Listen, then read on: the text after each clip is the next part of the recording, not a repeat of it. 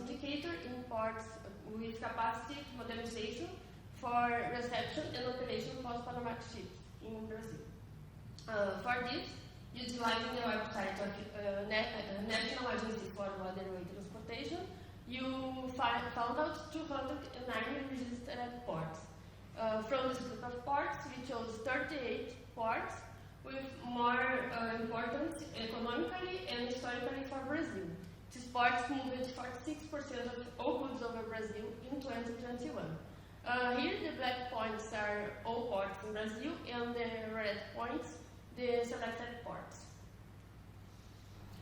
From this group of selected ports, we found out 71% of these ports need dredging, 39% are in estuaries, and 29% artificial coast. And 63% are surrounded by open areas, and 29% for protected areas, such as mangroves, forests, and natural reserves.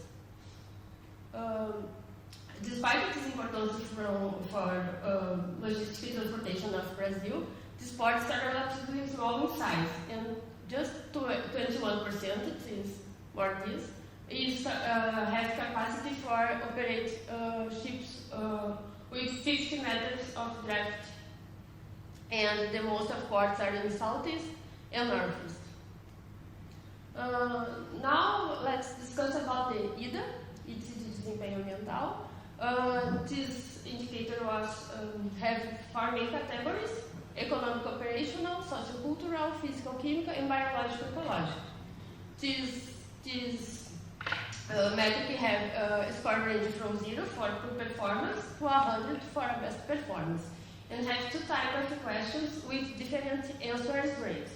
It can be any 123 or any 125. In our work, we change any 3 and any 5 for C for complete indicator, and any 1 signify does not complete indicator. Partially results like any 2, any 3, and any 4, we change for P partially complete. We computed these results to 2012, when was first implemented, to 2021, the last result before the Congress. And we found in 2012, the average was 59 points, and in 2021, 77 points, with a little reduction when compared to 2020, and it could be explained because of the pandemic.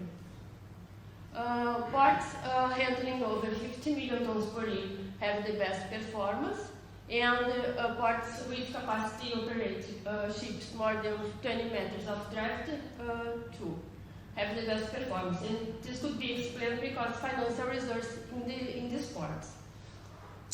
Ports in southeast, in south, have the best performance, and this could be explained because the economic development in this region.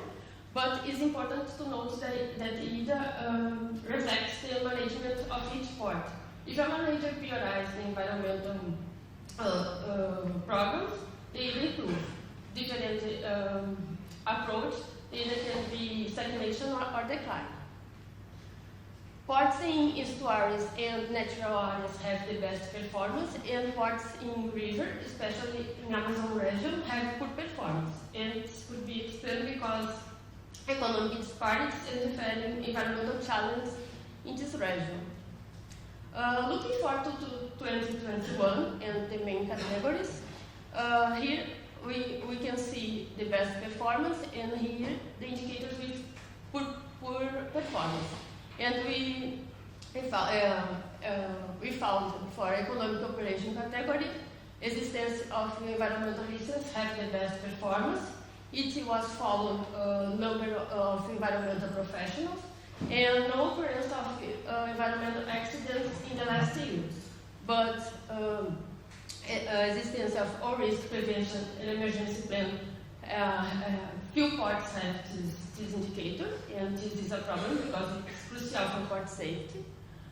Few ports have the generation of clean and renewable energy, and no ports in Brazil have provision of onshore power supply, indicating a significant gap in infrastructure. About the sociocultural category, ports have a few difficulties implementing this indicator. except for public health contingency plan. And in physical chemistry category, existence of and implementation of a solid waste plan is have the best performance. And the ecological biological category ports have difficulty implementing these indicators, especially in monitoring and controlling exotic species. How conclusions? Most of the selected ports are surrounded by urban areas and large cities, and urban areas and environmental and the areas with environmental interest indicate and this creates a competitiveness between the port and the city. How positive results? No occurrence of environmental accidents in the last year, and number of environmental professionals have good performance, best performance. The indicator existence and implementation of all risk prevention and emergency response plans have poor compliance, and it is crucial for port safety. No ports in Brazil comply with the indicator of the provision of onshore power supply because the infrastructure costs. Brazil has difficulty implementing some indicators very expensive, and provision of onshore power supply is an example. And accommodating larger vessels require major investment and overhaul of operations. And without overcoming this challenge, Brazil lost in competitiveness and meeting the changing demand of global trade.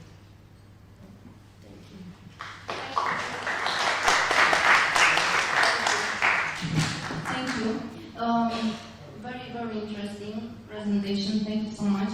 If you have any questions from the room, please.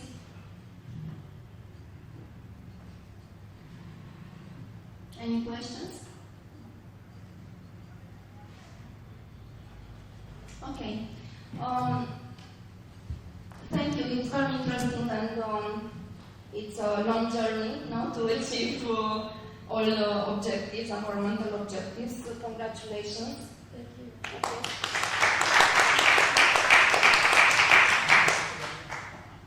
Okay. Our next guest is Astrid Zeki. Yeah? Almost. Thank you. Astrid is an assistant professor at the University of Zadar Maritime Department in Croatia. She has a relevant experience and expertise and many awards and publications. And I'm happy to let her talk about her achievements and to present her paper. Thank you. Good morning. My name is Astrid Zekic. I come from Zadar University Maritime Department, where I hold courses Coastal Zone Management and Maritime Spatial Planning. The topic of this presentation is development of small ports in Zadar area, which I prepare in collaboration with my colleagues and a student. Zadar is situated in the middle of the Adriatic coast of Croatia. Zadar's ports have a vital role, especially in terms of economy and culture. Small local ports have great importance for the city. The ports have different categories depending on infrastructure, number of berths, importance for traffic, and so on. Ports open to public traffic are classified as ports of special international economic interest for Croatia, second port of county importance, and ports of local importance.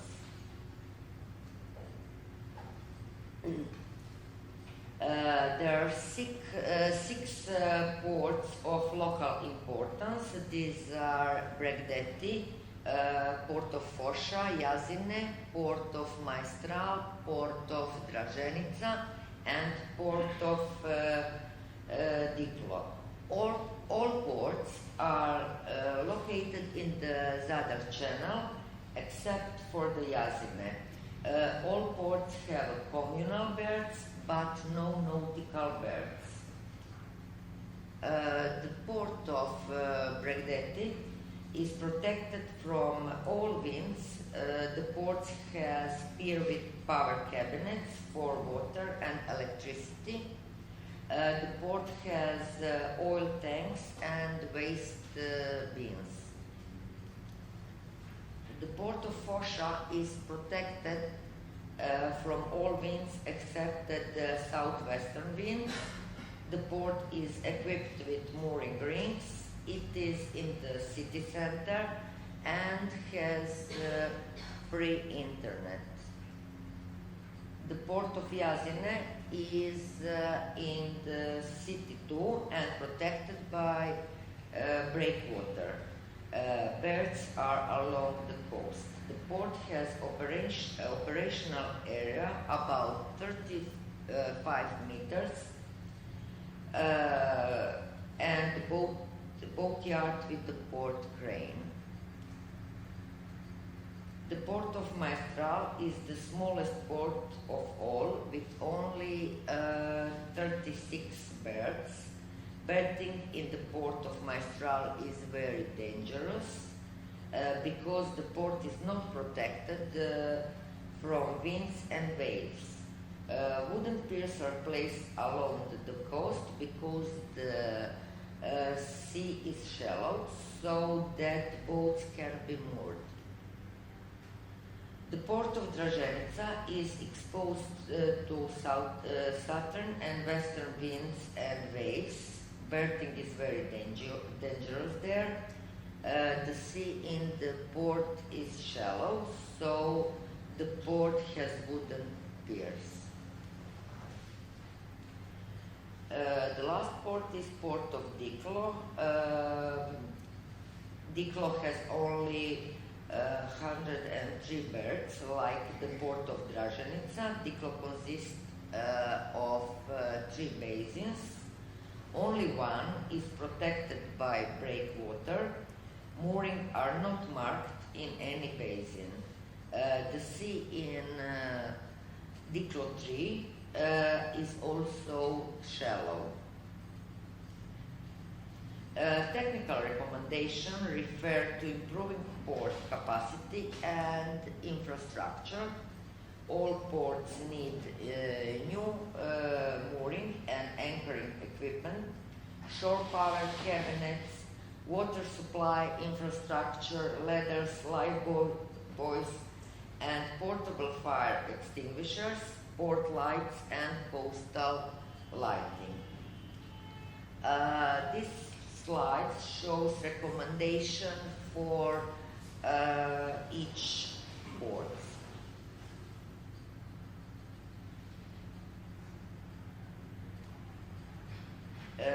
What follows are environmental recommendations. They refer to waste tanks and pollution and the environmental protection strategy. The implementation of the strategy would ensure the protection of the environment. Each of the small ports has its limitation and challenges. Zadar is a tourist city and more nautical berths are needed.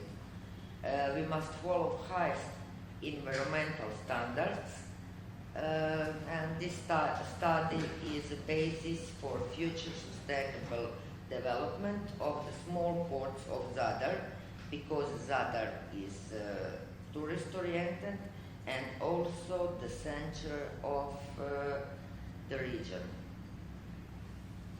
That's wonderful. Yes. Thank you. Thank you so much.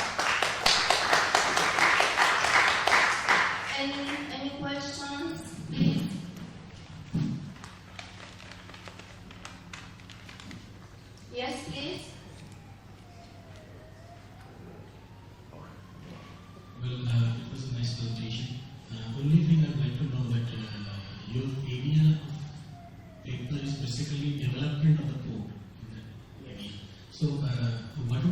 implication of this one? Maybe some economic implication or social implication or cultural implication. What kind of implication you can see if the sports will come up in a developed way?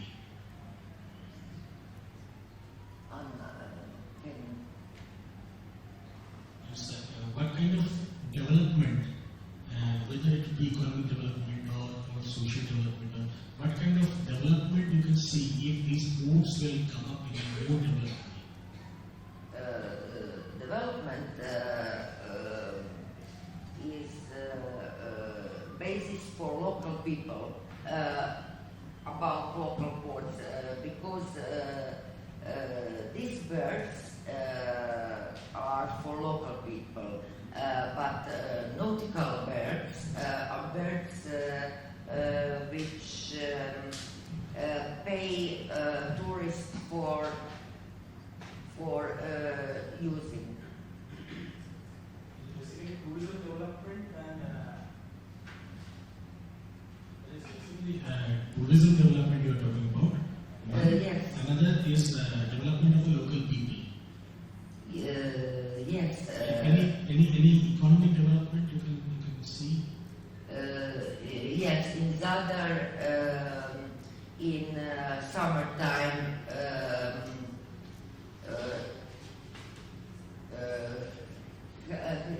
has many tourists. Okay, thank you so much. Congratulations, Astrid. I think it's a great opportunity for more development, more sustainable development. This is for you. Congratulations. Very interesting topic. And actually, you talk about economic growth, so this is one of the sustainable objectives. Okay, economic growth and innovation, and of course, environmental protection. Thank you. Our next guest is Moskan Mansouri. Is correct? Moskan. Okay. Thank you. She is from the University of Ljubljana. Faculty of Maritime Studies and Transport. She has a relevant experience and expertise, and she is a world. She has many achievements, and she was completing her PhD in applied mathematics. Wow, very interesting. In operations research in 2017. Okay, thank you. Let's hear. Hello everyone. Our work is ranking of Adriatic container ports using the mathematical method. Data development analysis is a mathematical method for here.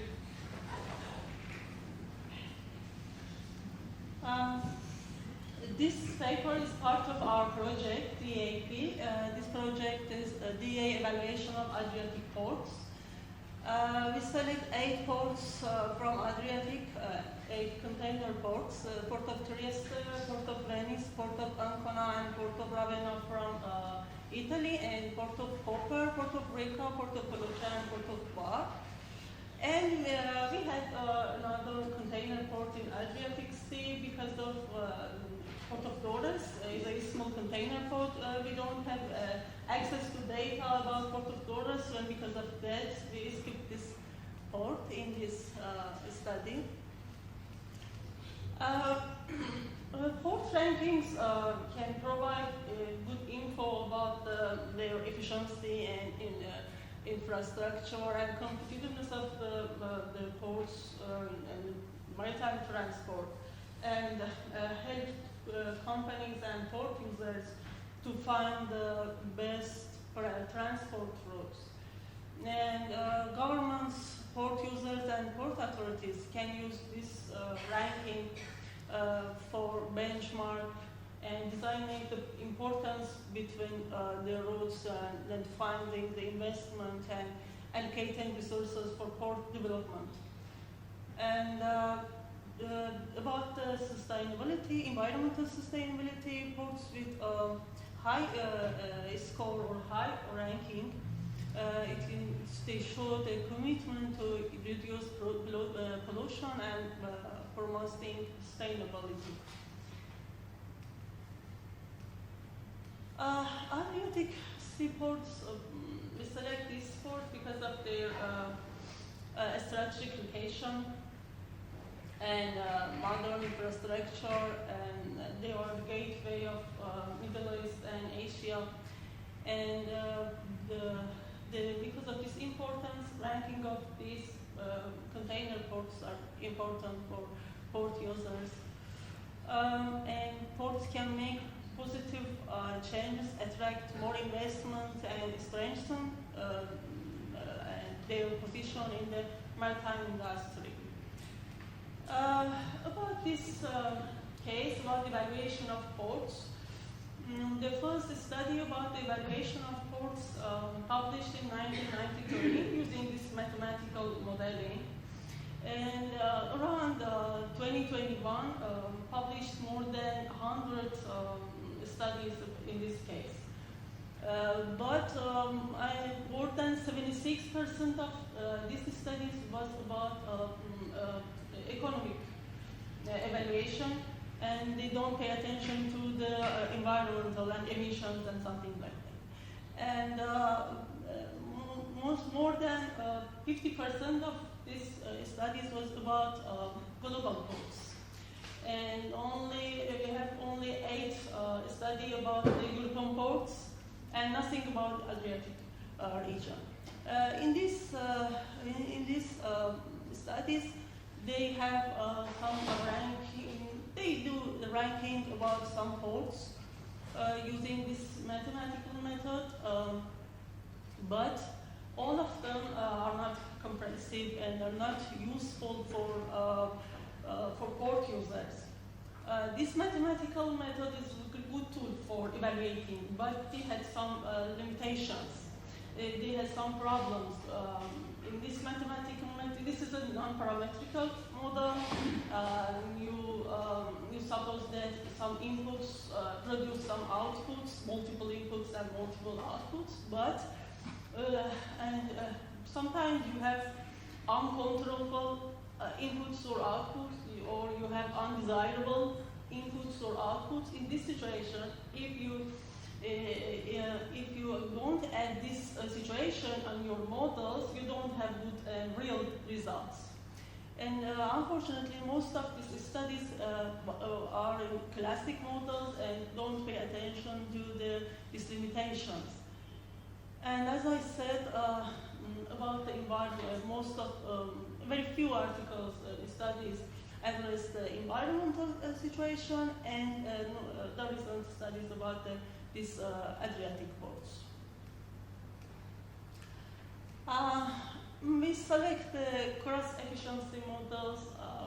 This model, we have to find the efficiency score of these ports first, and then cross-efficiency. Cross-efficiency, the differences between normal efficiency and cross-efficiency is there. In cross-efficiency, you can find this efficiency score in comparison with other ports, with other units. And the improved model is we have one undesirable output because of emissions. Emissions is one of our output, and it's undesirable, and we change the model, we improve the model as this. And another problem is uncontrollable input. We have water depths, it's uncontrollable, and we changed our model, our inputs to this. This is a model, it's not so complex. The first two ones is for inputs, and the last one is for outputs. The last model was for finding efficiency score, and this is for finding cross-efficiency scores.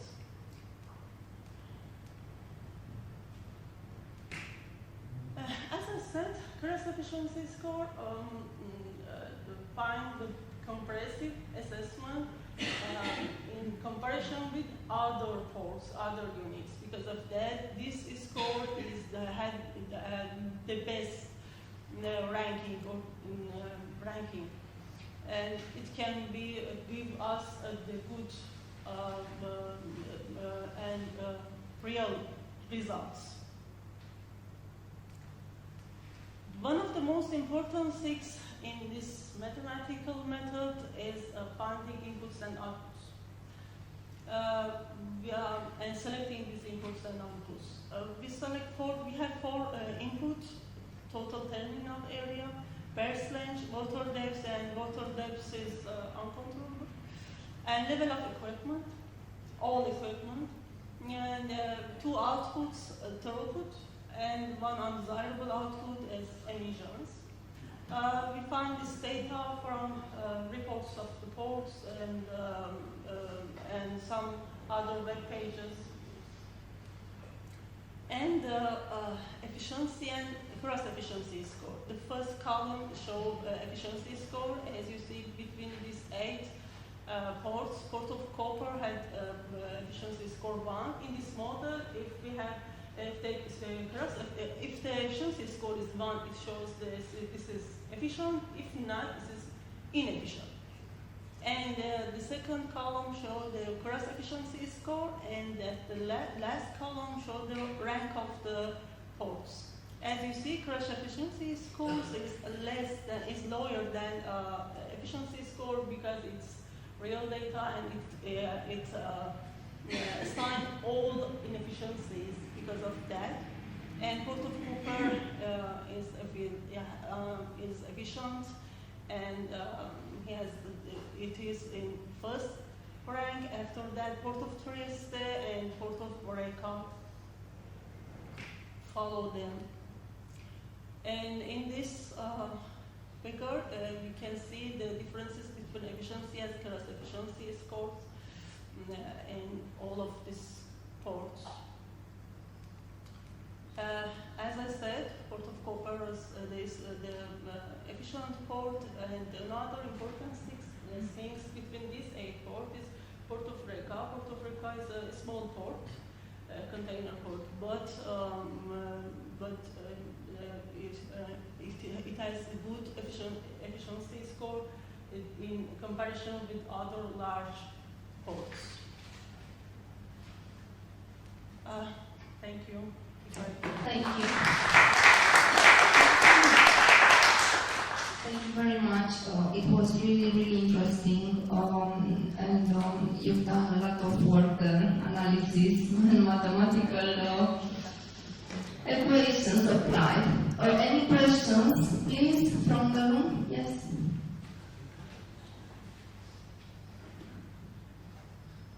Thank you.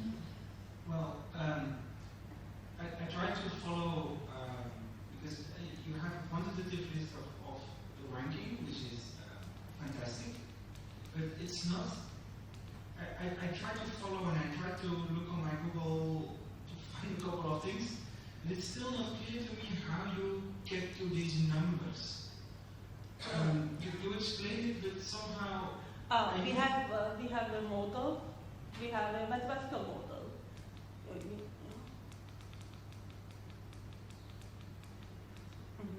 Yeah, can you explain in words what it means? It's a non-parametrical mathematical model. It's a linear programming model. You have 4 inputs or multiple inputs. It produces multiple outputs.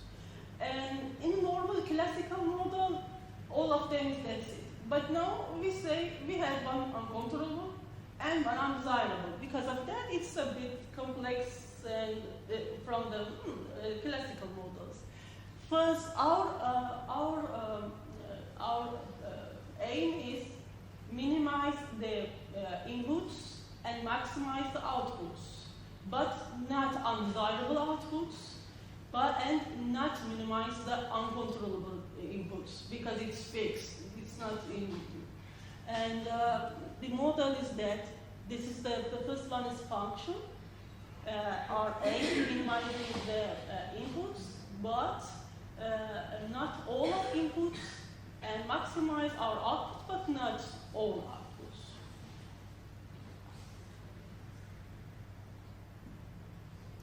Thank you. And she is a doctor in mathematics, so we need to respect that. I understand that it's an algorithm, and actually, I think it could be implemented in our software, no?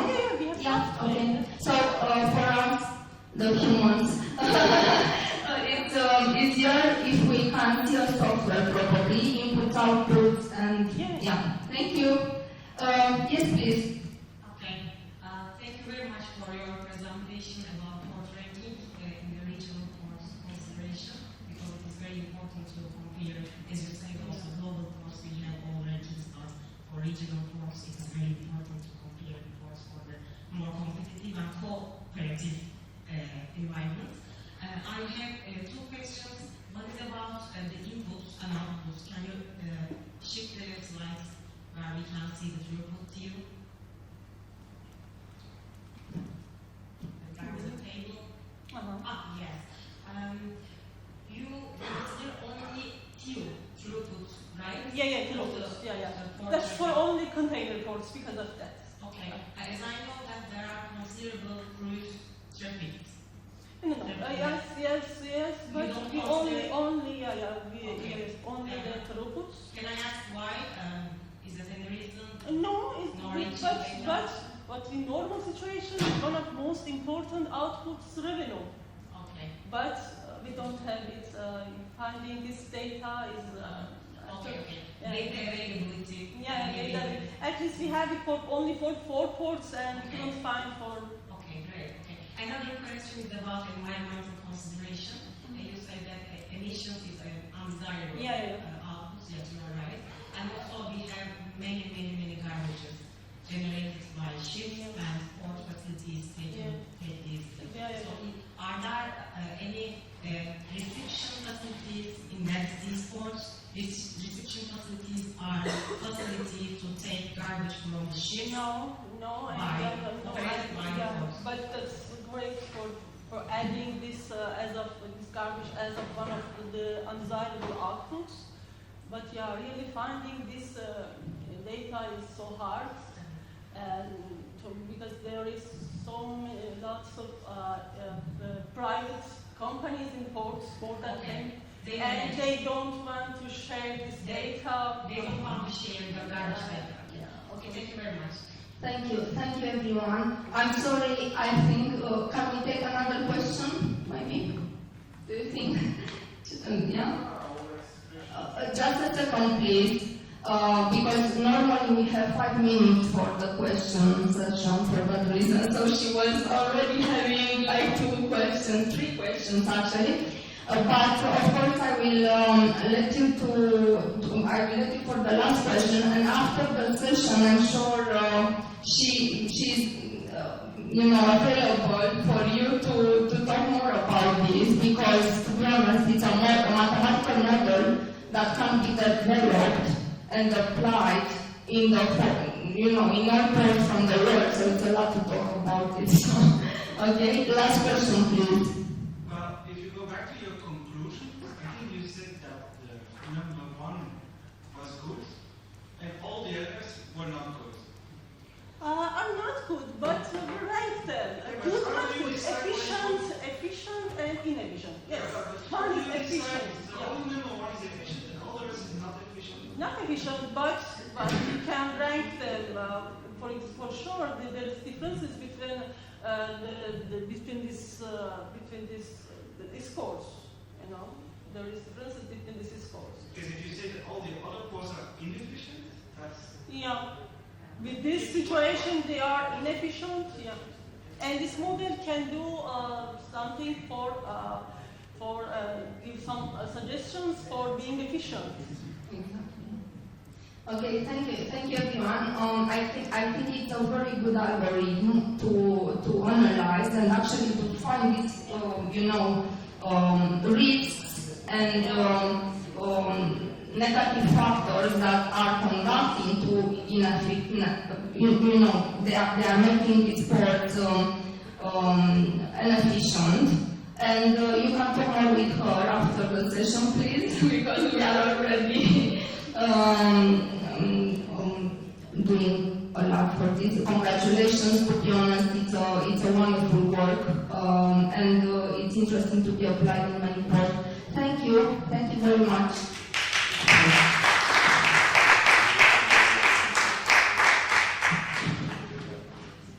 Okay, our next guest is Josep Albert Ribet. He is an excellent professor here at this university and studying his PhD. He will present us an analysis of tugboats activity based on the experience of key actors within Spanish ports. Thank you, please. Thanks, Cristina, for the presentation. Good morning, everyone. I'm Josep Ribet, a PhD student by the University Polytechnic of Catalonia, and we talk about the topic characterization of tugboats activity based on the experience of key actors within the Spanish ports. Well, first of all, we introduce how the presentation is structured. First of all, we will do a brief introduction. After that, we define the main objectives. Once the main objectives are defined, we talk about the methodology. At the end, we discuss about the results and some conclusions. Well, the introduction.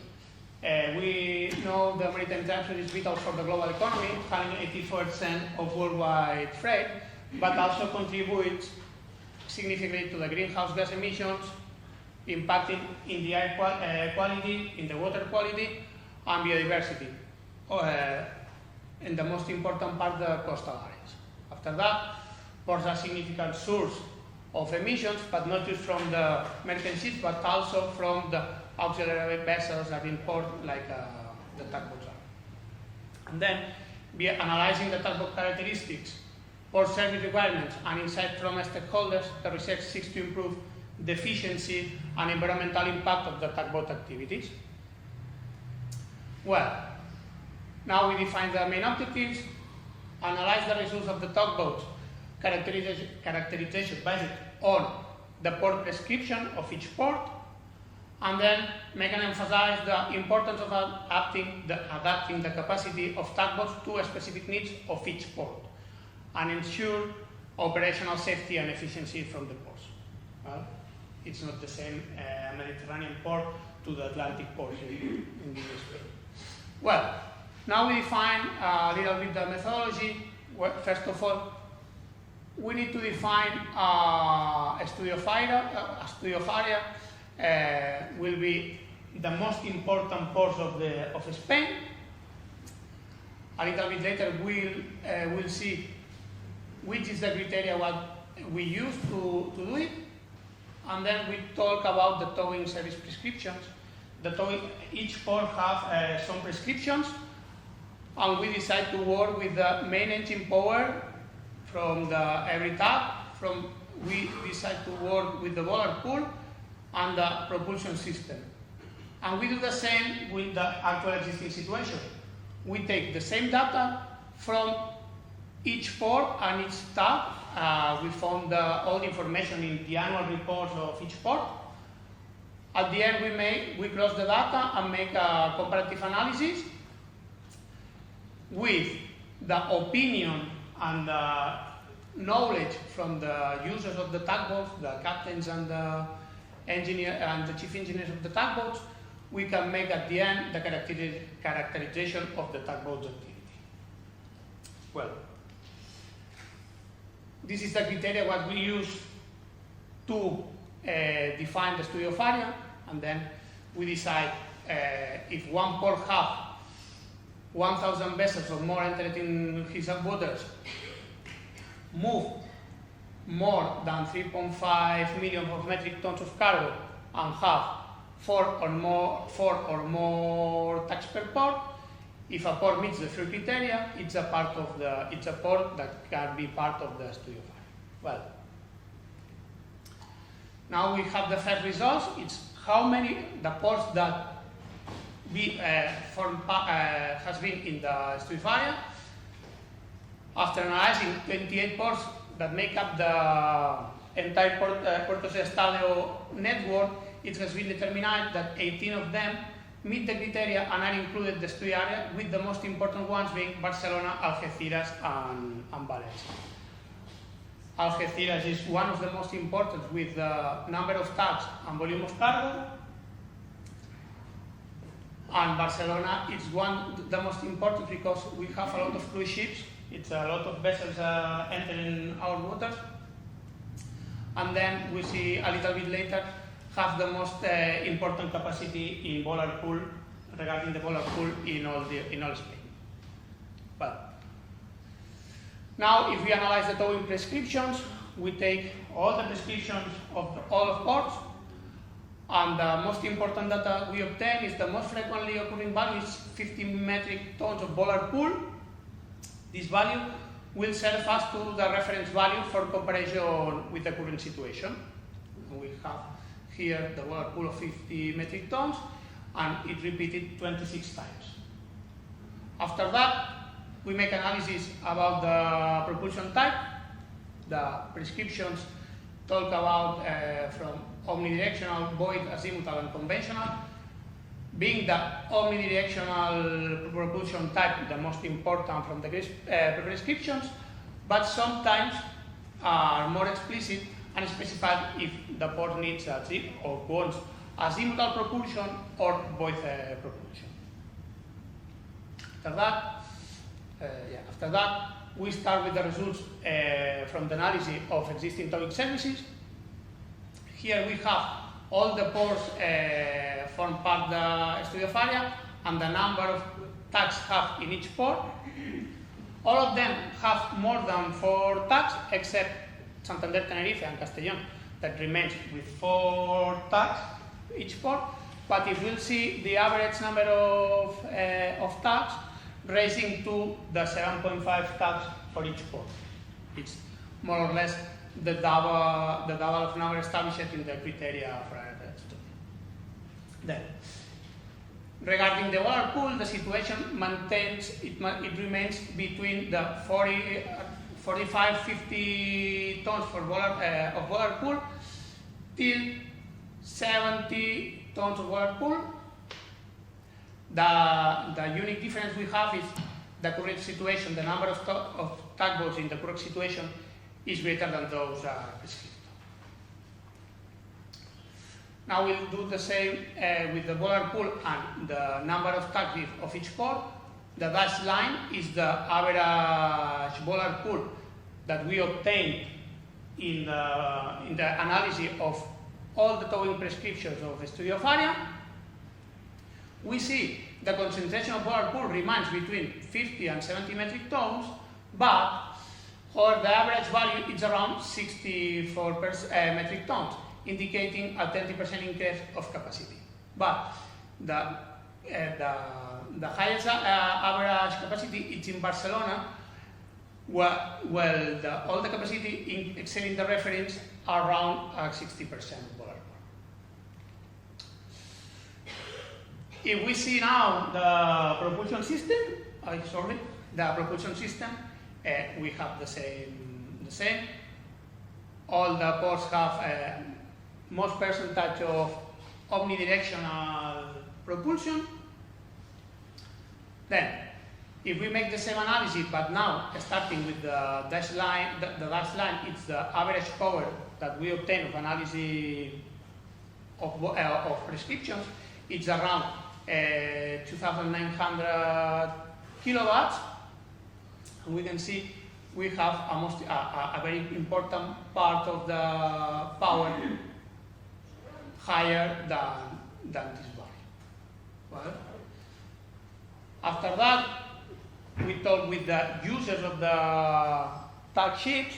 We make a total of 17 interviews from workers from Barcelona, Coruña, Valencia, Castellón, and other ports, and we obtain some data that all of them are agreed we have to optimize the maneuvering planning It means we have to minimize the time spent with the engines running at high power, enhancing the traffic control to reduce unnecessary waiting time, try to reduce the maneuvering time, and then another options could be limiting the power of main engines, using short power connections.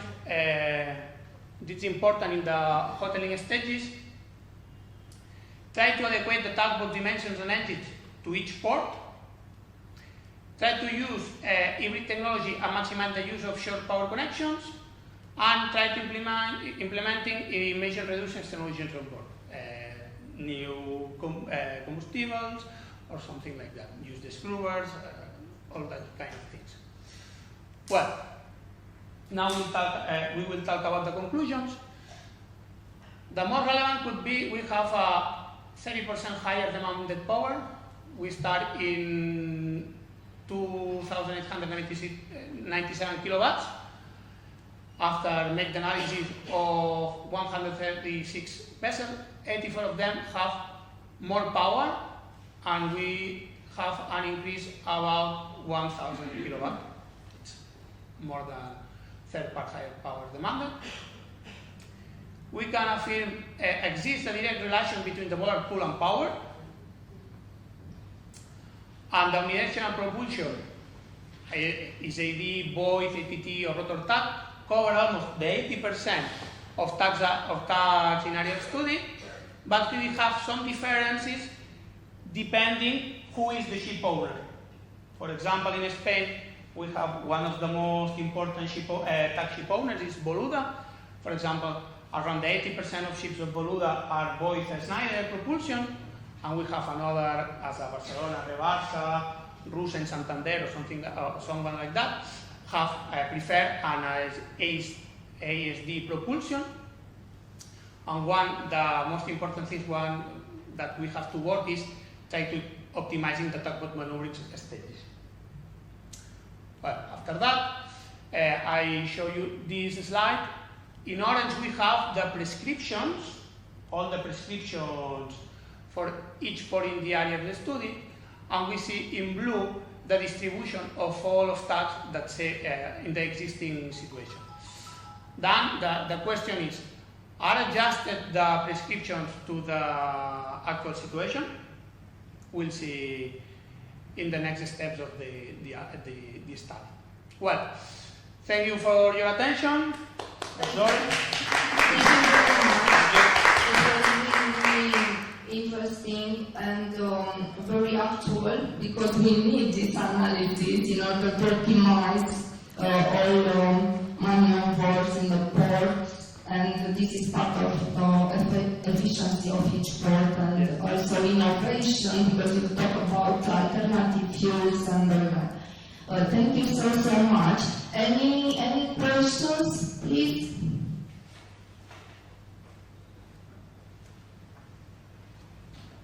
Any questions? Yeah, thank you. Thank you very much for your presentation. I have one single question. What is the share rate of emissions from port operations in world emission sources? Do you have any information or data on that? Not yet, because this first step is know well how is the situation, how many tags, for example, any port authority needs or one in his ports, and how many tags we have in the actual situation. After that, the next step of the study will be put some sounds, tap delimiters in the main engine of the tags, and after that we make a comparison with the actual data we have from the port authorities with the real data we obtain from the main engine power, and with that we try to reduce and replying all the maneuvers in the simulator to try to optimize that kind of maneuvers to optimize the emissions, the fuel consumption and the emissions.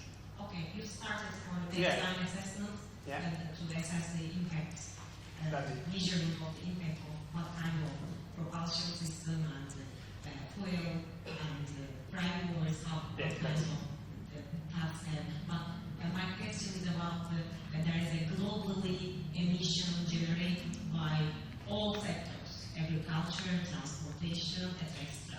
And ports are under maritime transportation. Ports in itself generates emissions on their operations, and tax operations are one of these operations. So, what is the share, the rate of these emission generated by ports in the world? I mean, it's a general question. Do you have any data on that? I don't have any data already. Okay, thank you very much. You're welcome. Thank you. Thank you so much. Really well done. And data, we know all of us that it's really hard to obtain sometimes, unfortunately. We are limited by GDPR legislation, and not all ports and port authorities always want to collaborate. So I really congratulate you, all of you, for doing amazing research. Thank you. Thanks. Thank you.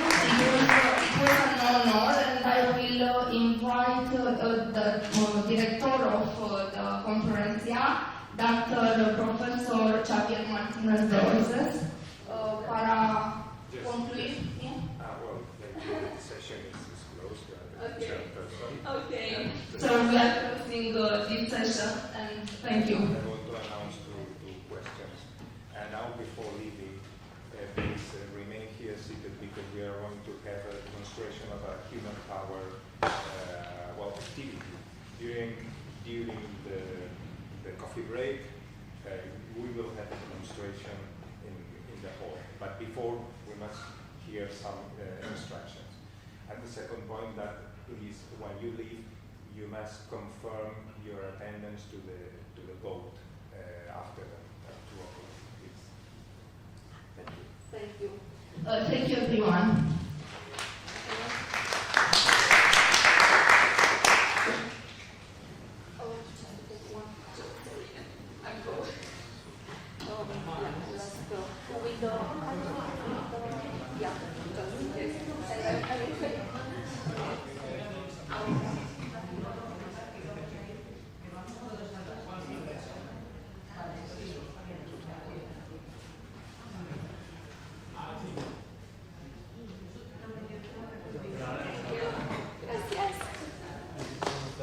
Oh, wonderful. Yeah, wonderful. Thank you so much, Alex. Really appreciate it. Okay, sorry, apologize. More question. Please. Por favor.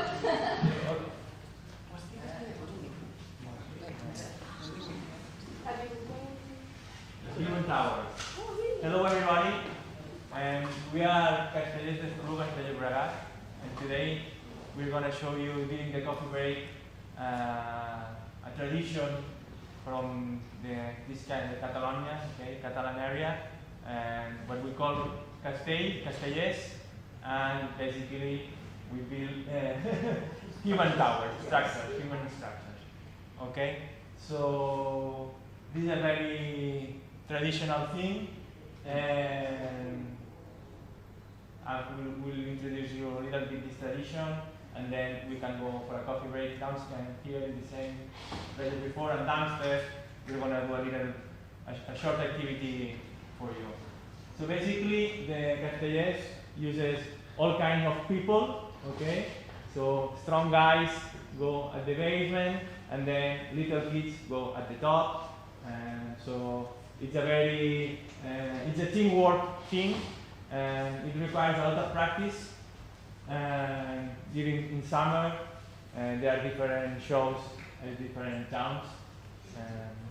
It's all about architecture and engineering based on human movements and bodies, you know. Yeah, the pieces are Exactly. So it's basically, we can have not only the structure that goes up, but also the base has lots of positions. So tall people is called to hold the legs of the ones on top.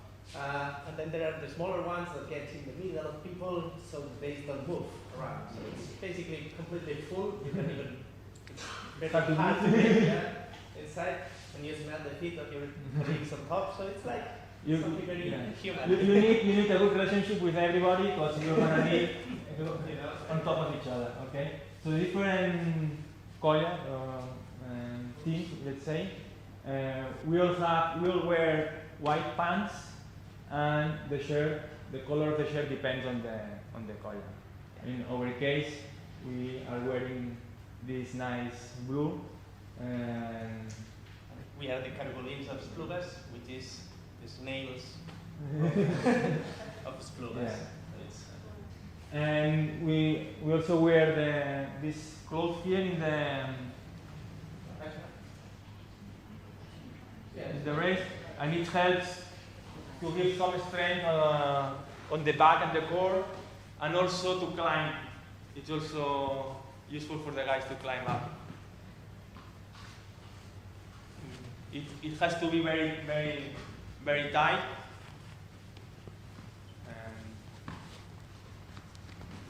Okay. And also, we're going to do the video. Yeah. Marcela, the video.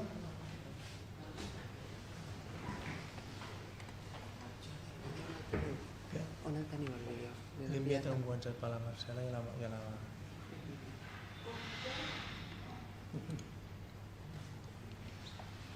Si no posem la web, Sí. No, però si vol enviar... Està bé obertament el mateix?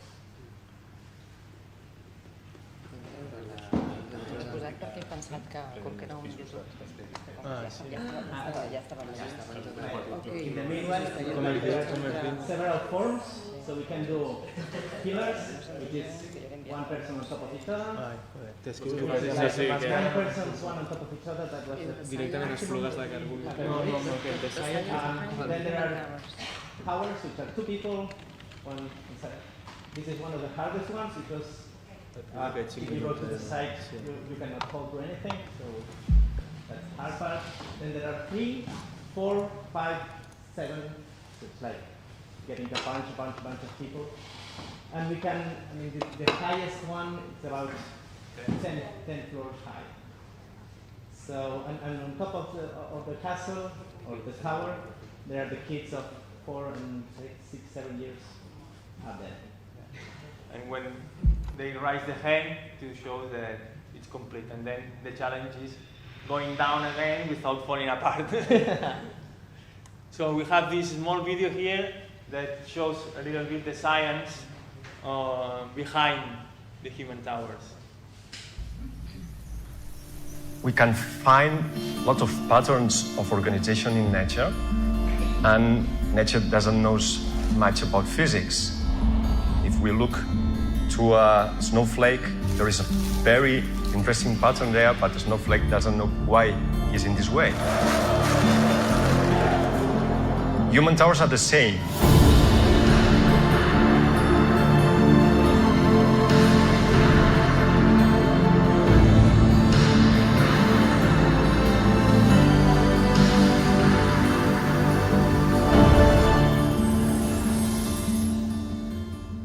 "200 years ago, people doesn't know much about physics, but they found the best way to build very high towers. When I first saw human towers when I was a child, the first thing it impressed me was how it's possible to wear all these weights without breaking a bone or falling with a very big injury. That was magic.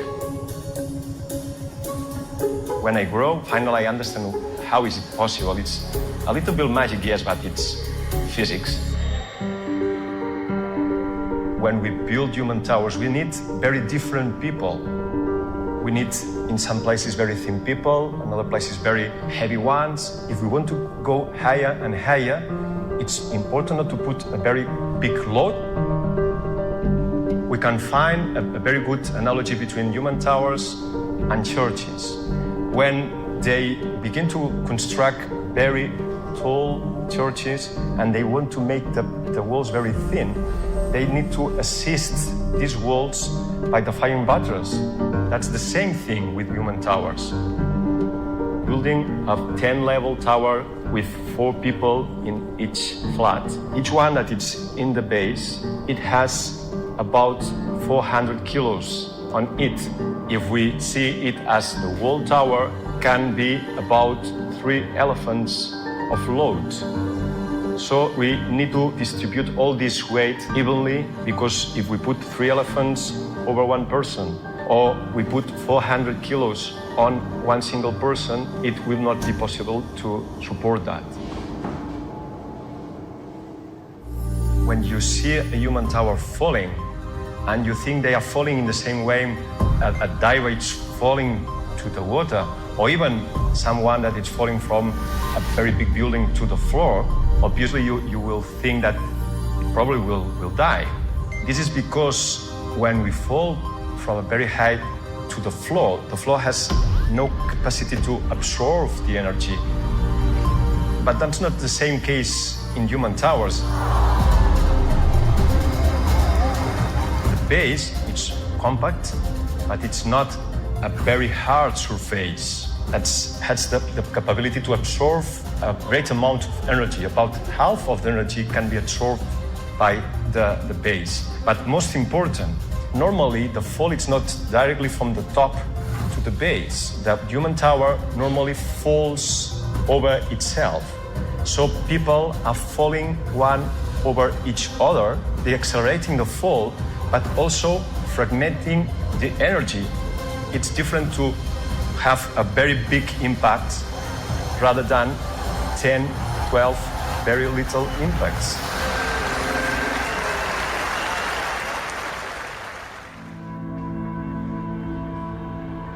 We used to say that Castellers, the people who are doing human towers, are normal people doing incredible things. And this is only possible because we have a common goal, all the people working in team, trying to do the same thing. And it's the same that happens in nature.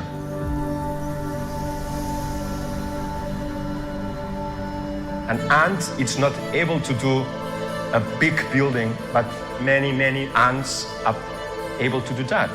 Working in team, many people, many Castellers, trained, coordinated, in balance, will be able to construct a very big human tower. All cultures want to climb to the top of something. When we are childs, we try to climb to other people. And when we know that's difficult, and this fragility, it's what makes human towers so spectacular.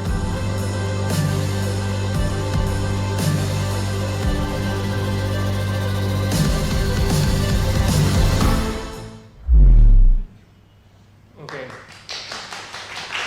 So I hope that you could somehow feel the joy of the when we achieve one of these big towers. So now you have the chance to try it by yourself downstairs if you want. You can do small performances, yes, more activity down. You grab a coffee and we go downstairs, and if you want, you can try a little construction there.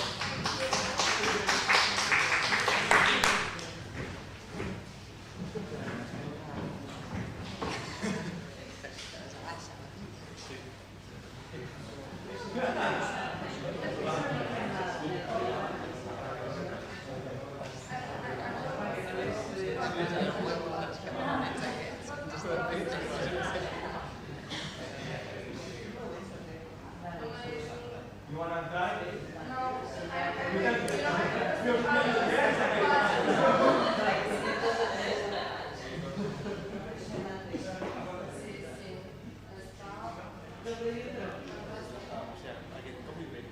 Gracias, Alex, para todo el soporte. Me toca a mí.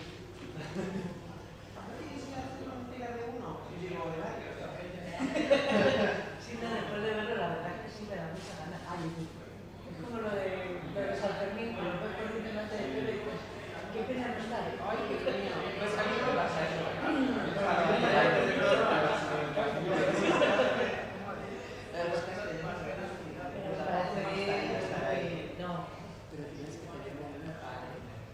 Sí.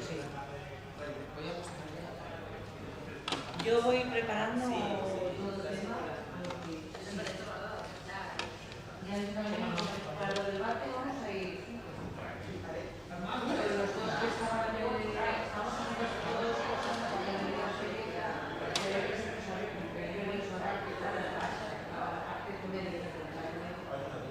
Si hubiera que pagar separado. Nosotros de split venimos y pues ahora mirar el papel y así si nos ponemos a punto. Más que nada para que todo el mundo tenga bocata, que si no va a ser muy feo tener que compartir. Claro, si no se comparte, ¿sabes tú? A ver, quedan 1, 2, 3, 9, 10 aguas. Ok. Tengo que ir a comprar.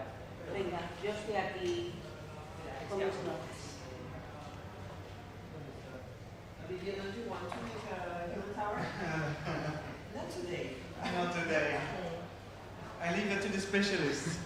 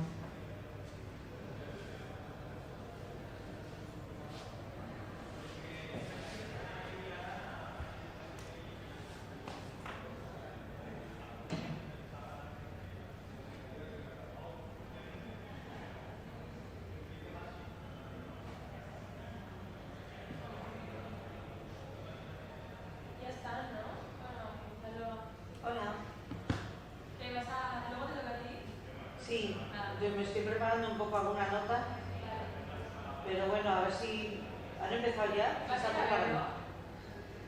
Me interesa muchísimo porque nunca lo he visto en vivo, siempre lo he visto en vídeo. Ahora en 5 minutillos. Vale. Hola. ¿Tú eres Álvaro? Álvaro, muy buenas. ¿Qué tal? Saludos, encantada. Muy buenas. A ver qué tal sale. Hombre, pues va a salir estupendo. Pues sí. Aquí. A ver. Ayer no fui capaz de conectarme con el ordenador en el hotel. Yo creo que no se puede darle aceptar, que hay que darle una clave porque no tengo las ahora. Ahí te la pides solo. Sí. Vamos, yo creo que está ahí, si no lo pasamos rápidamente porque tengo aquí el ordenador. De hecho le voy a ir abriendo por si acaso. Vale. Mírate por si acaso la carpeta que no sé tampoco. A ver, de universidad. Arriba. El boom de Miguel, Álvaro Herrero. Si no, no me cuesta nada mirarlo en el correo. Si te pasaste al MT, entró en un momento y... Pues mira, a ver, porque aquí no la veo. Sí, y sácalo, que lo voy metiendo aquí por si acaso. Álvaro Corazón. Sí. No tengo tu bio. ¿Qué digo sobre ti? Cuéntame. Yo estoy haciendo el doctorado en la Universidad de Cantabria. Llevo, no sé, 3 o 4 años, la verdad es que no lo sé. Trabajo de consignatario y de bloques de fletamentos, no sé si se va a hacer, pero no. Yo digo lo que tú me quieras que diga, ya además te puedo poner esto muy bonito, no me importa. ¿Estás en un grupo de imagen? Sí, de investigación. Bueno, ahora pues vamos a inglés. De planificación, historia económica y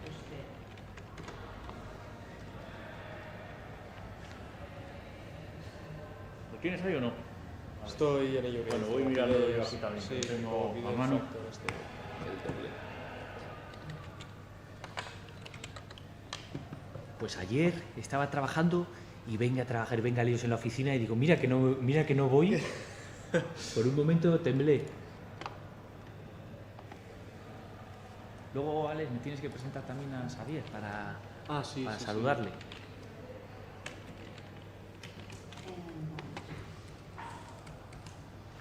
¿Me la enviaste a mí o al correo de...? No lo sé, pero mira, lo vamos a hacer así más rápido, yo creo. ¿Tú conoces a David Boullosa de Bilbao? David Boullosa, no, yo creo que no. ¿Prefieres que te lo mande por correo o que lo si metamos? lo tienes en el pen será más rápido. Mejor.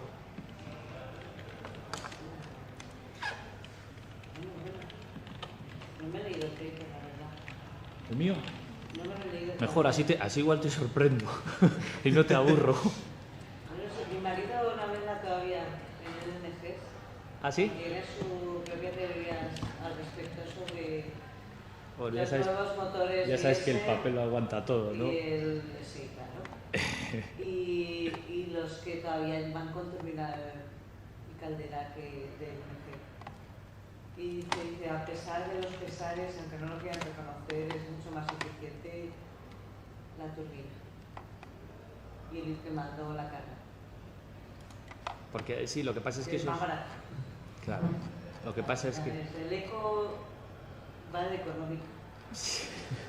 Sí, es una de las conclusiones que para ser... Yo he cogido de los... Aquí está.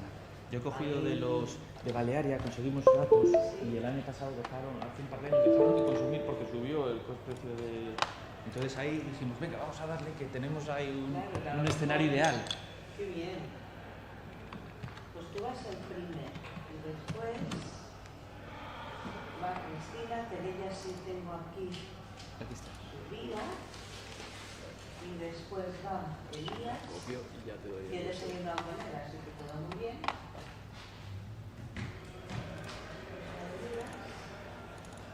Y después me va el punto de nivel, que tampoco tiene su vida, o creo que no la tiene.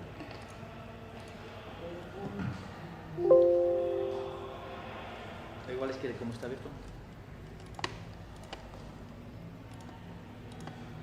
O sea que no ya está la presentación. Esa no es la mía. No, está bien. Igual mucho más rápido. No sé por qué tecla está abierto. Pero sí, otra vez. ¿Será ese o será otro? No es este porque antes era también ese. No sé, no está la tuya Si abierta. no lo sacamos a la virulé, pero...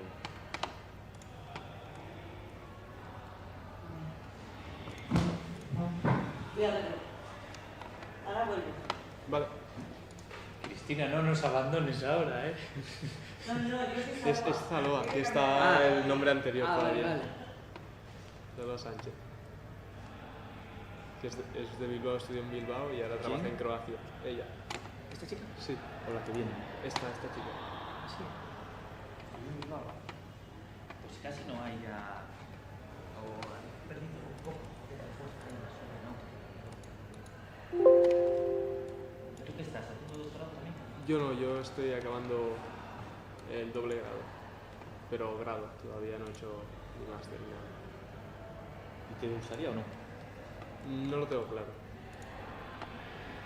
Porque además esta semana que viene tengo una entrevista para operador nuclear en la central de Ascó. Así, ¿eh? ¿Y te apetece? Sí, la verdad que sí. Yo que te he dicho que hago petamentos de mercancías peligrosas. Y entre ellas importamos unos petamentos de mercancía de un sitio. Petamentos, Sí.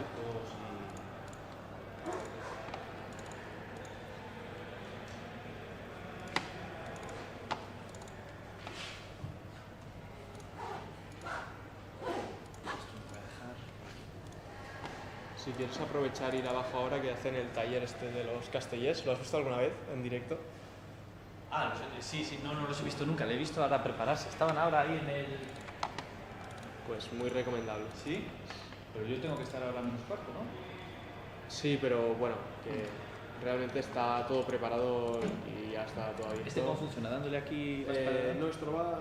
Ahora que parece apagado, no está apagado. Vale. Cuando pasa un tiempo se queda en stand-by, digamos. Le picas una vez, se enciende y ahora es para adelante, Pasa para atrás y el de- punter láser que es directamente, no es Ah, vale. directamente. Ah, fenomenal, mejor. Sí. Vale. Bueno, pues me voy a asomar que están ahí Sí, sí, sí. De hecho, supongo que estarán abajo ya. ¿Pero se ve desde aquí, desde el patio? Supongo, debería.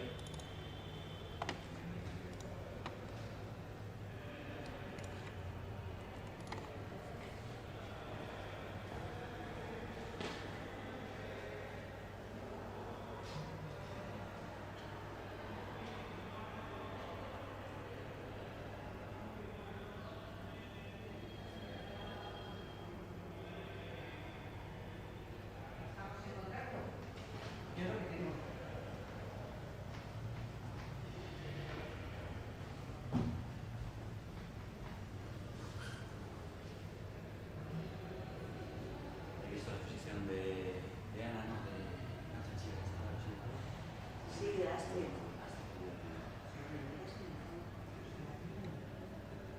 Ella nada más en la foto, pero aquí no. ¿Ves?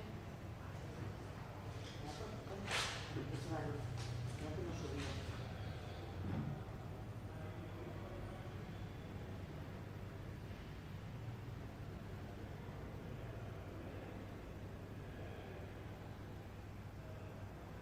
El email es muy fácil. Me lo podrían haber hecho más fácil incluso. Y te dejo mi número de teléfono porque el WhatsApp, ¿verdad? O sea, sí, a veces es preferible. Yo cuando llegue a atender un poco de comunidad, Y estamos en contacto. muy bien. Muchas gracias, un placer. Es un placer, un placer. Y ahora ya estamos en contacto y hacemos cosas que te puedan interesar.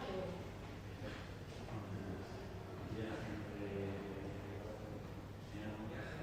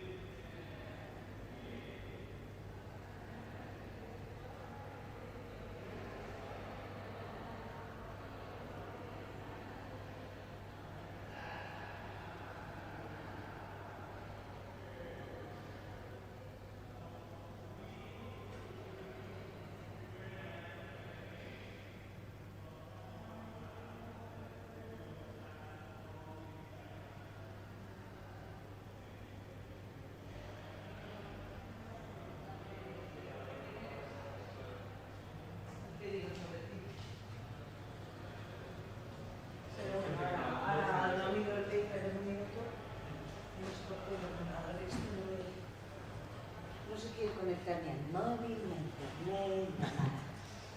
Pero bueno, no lo tengo. Que es de Piggy Rex, y hasta ahí podemos leer. Entonces, pues lo hago yo como si estuviéramos en el Hostia, circo. vale. ¿Qué ha pasado? La biografía de este hombre Ahí está. presenta ese, ¿no? El Urban de... Sí. Vale. ¿Qué la hago? ¿La abro yo para verla? Sí, abre. Venga. Para ponerle, joder, encima ha puesto los fotos. Es que eso iba a decir. Además, El negro el o título con el que queríais ver la siguiente tenía como tantos nombres que...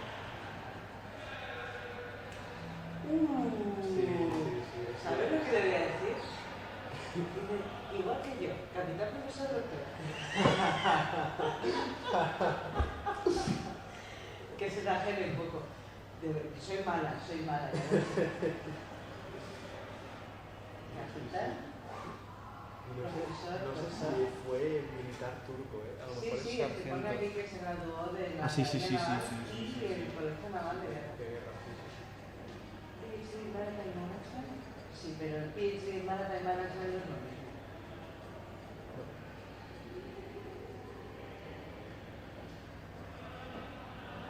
No pone el nombre. Creo que ya he visto. Se acaba de otra vez y ahí porque tenía cada vez Cuando ha visto como el porte fue... Sí. Founder Director, mira, esto está muy bonito. Academic Dean.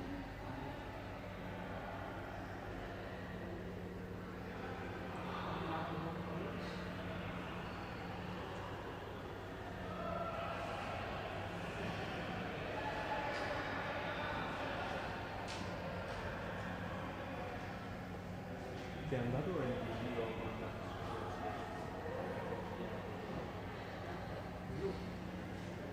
Dime que la tienes y entonces ya soy feliz del todo.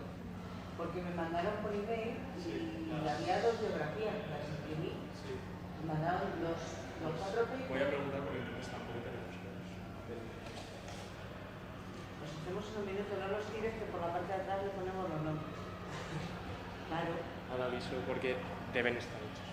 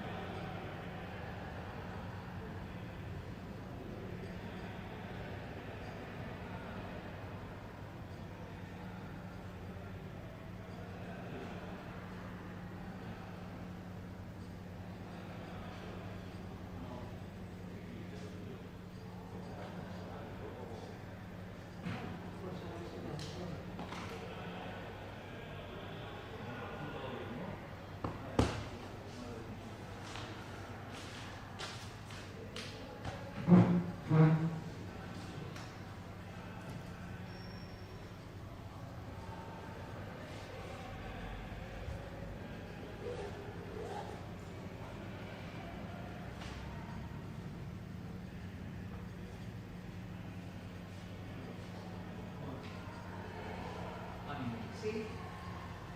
Venga, lo preparamos todo.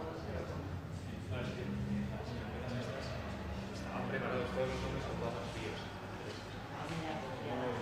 Ya no me acuerdo. Ah, vale, y luego esto además les doy la...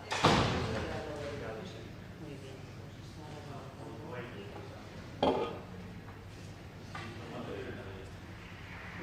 la segunda, ¿verdad?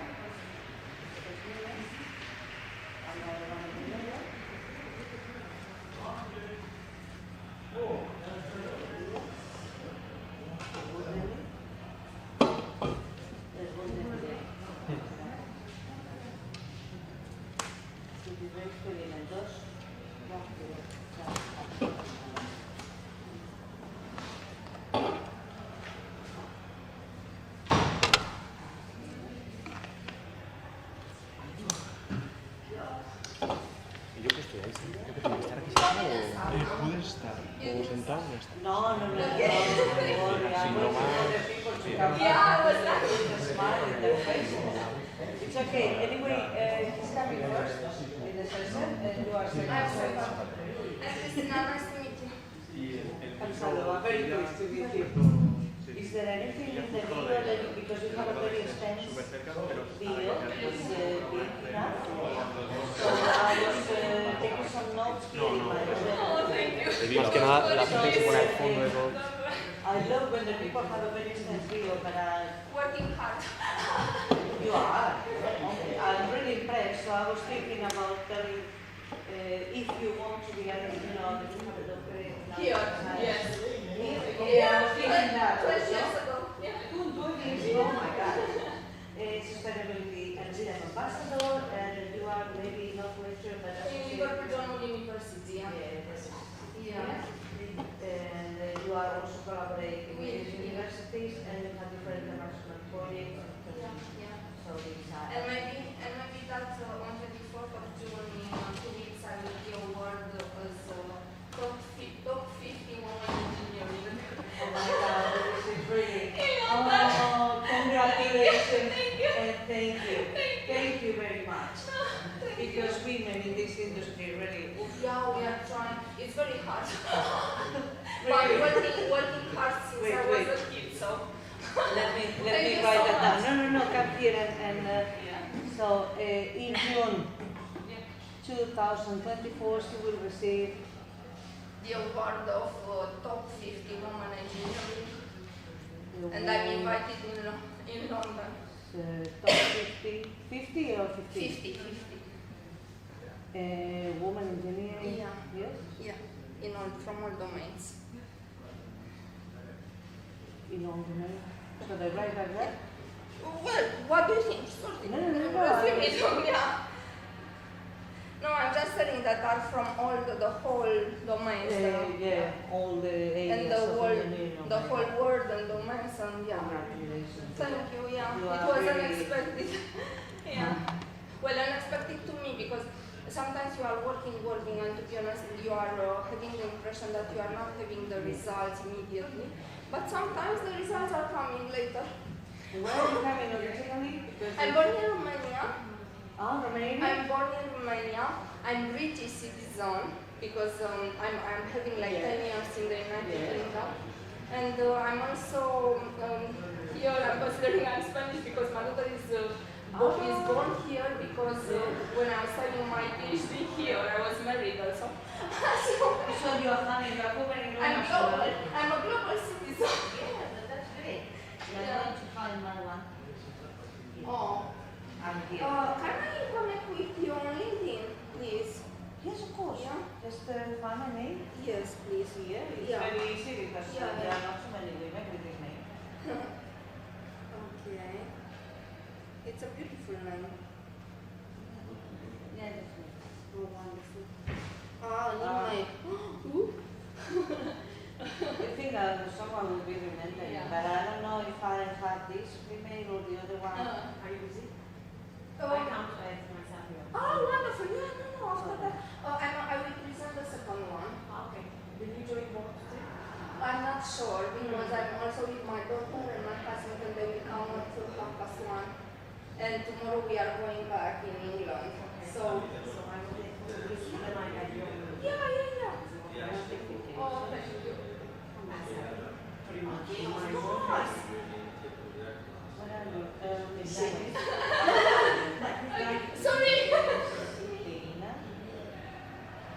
I will add you on LinkedIn.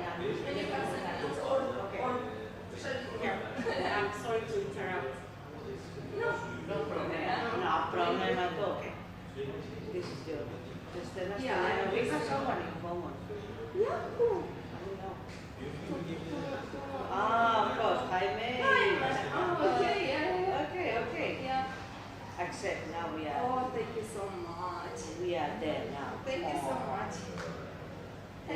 appreciate it. And amazing. What you are teaching? It's amazing. I'm teaching carpet handling, but then my investigations are going more to the offshore sector. Okay. Yeah, and I'm liking it a lot. I was working in offshore also, so in the same time, yes. A Transocean project with 20 countries involved. You are inside of Black Sea and Mediterranean Sea. In some years, from 10, 11 years ago, I think. Yeah. On a rig and all that. Yeah, it is good hard work, as I said. Yeah. But sometimes life is challenging you, but in the same time, it's good to have experience. Always, always. Yeah. Thank you so much. No problem. Will be contacted by Uber Demir instead of Ergun Demir. Oh, this is very good notes for me.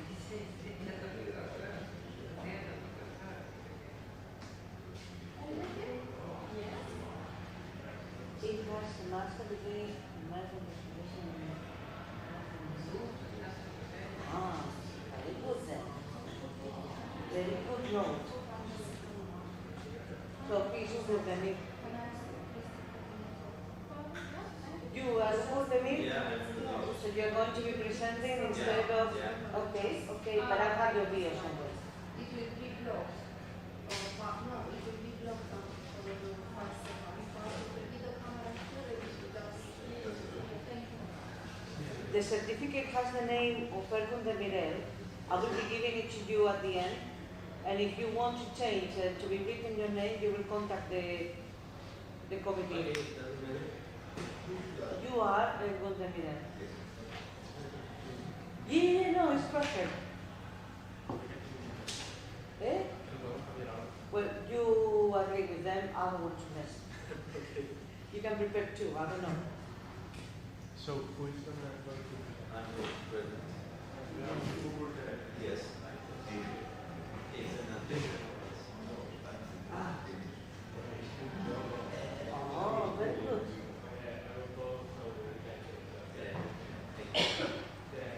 Very impressive. Okay, so I will do like this. And this. And we are all of them.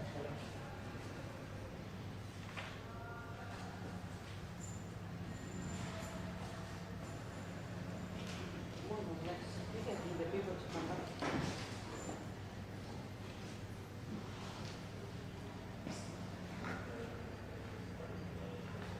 You want to start? Shall we wait a couple of minutes more for the people to come back?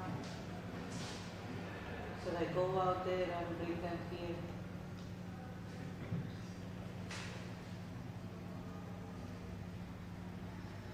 Yeah, go to.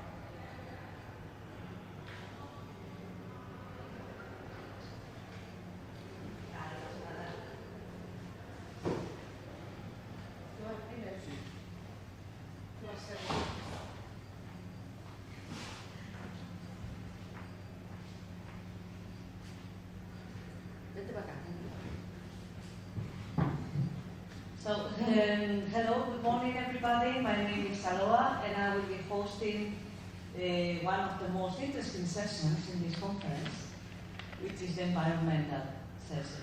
It's, as you know, it's a very hot topic and IMO is in the last year really looking forward to improve. And today we are going to have 4 papers that are going to be demonstrating the last technologies in the sector in this hot topic. So our first speaker today is Álvaro Herrero Martínez. Álvaro is currently a PhD candidate at the University of Cantabria, that's in the north of Spain. He's also part of the research group for oceanic and coastal planification and management. And he's going to be presenting a paper which is covering the LNG fuels power vessels. And now, Álvaro, whenever you're ready. Thank you, Salvador. Well, first, I have to say I'm very impressed for the previous event with the Castellers. So impressed. And very great people who were participating on that. Well, I'm here to talk a little bit about the LNG versus conventional power vessels. We all know it is very hot, as Salva said, it's very hot, very active and very actual topic. So what we are going to do is first we will go through the introduction, then we will study a little bit roughly about the LNG, then the methodology we have followed to reach our conclusions, a specific case of study, discussions, and then finally conclusions quick. Right? So the first I want to say is in the international trade, everybody of us here knows it is between 80 and 90% the commodities are transported by sea.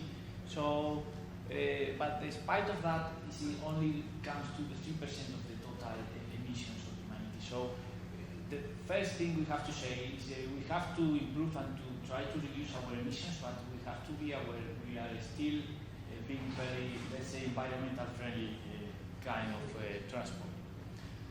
The idea from the IMO is we take the volumes and the emissions from 2008, and then we will slowly go and reducing the targets, and basically by 2030 we will have to reduce 20% and then 70% by 2040 to reach the zero by 2050. What to say about LNG, which is methane, basically between 80% and 96% composite, and it will depend on where exactly the LNG is coming from. The LNG is colorless, odorless, non-toxic and flammable, so it has to be handled with care, and we have to follow the safety measures. And something which is very important for us is 99% of Spanish LNG is imported, and out of that 42% is imported by sea. As you know, nowadays, due to geological and politics situation, then it's been imported much more by sea to our country. We are in Spain. We have 37% of total European capacity. So it means like that we are going to be an important player on this game for the future and the incoming years. We have to know to be burning the vessels, need to use also pilot fuel, which is a maximum of 3%, following what the producers and manufacturers of the engines are saying to us. Once it's stored, it comes to 1.8 the volume of the diesel or other fuels. Okay. So why we took the ROPAX in this study? In Spain, between the mainland and the islands, we are having an important trades and regular services, and we all here knows as well the impact of the bad impacts of the penalties where the emissions are having to the populations surrounded by the ports, and it's normally all the ports are high populated, right?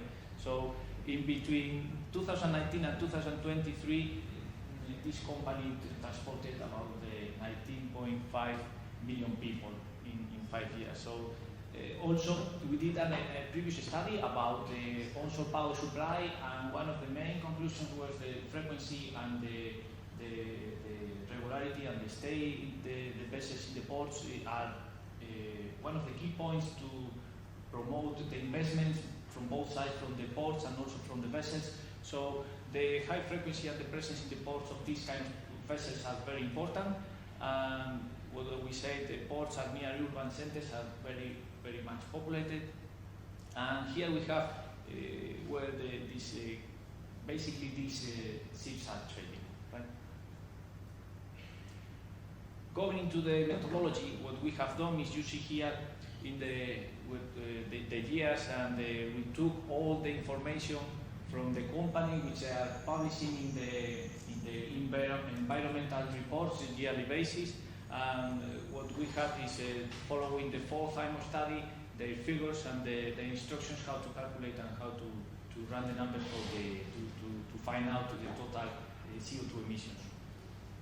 So the first of anything, what we have to do is to turn everything, all the quantities into tons, because here we were receiving them in different measurements. So we turn all of them into tons, and we reach it, all these figures, what you can see here at the bottom. So once we have the tons and going through the methodology, we found out the total emitted tons per year.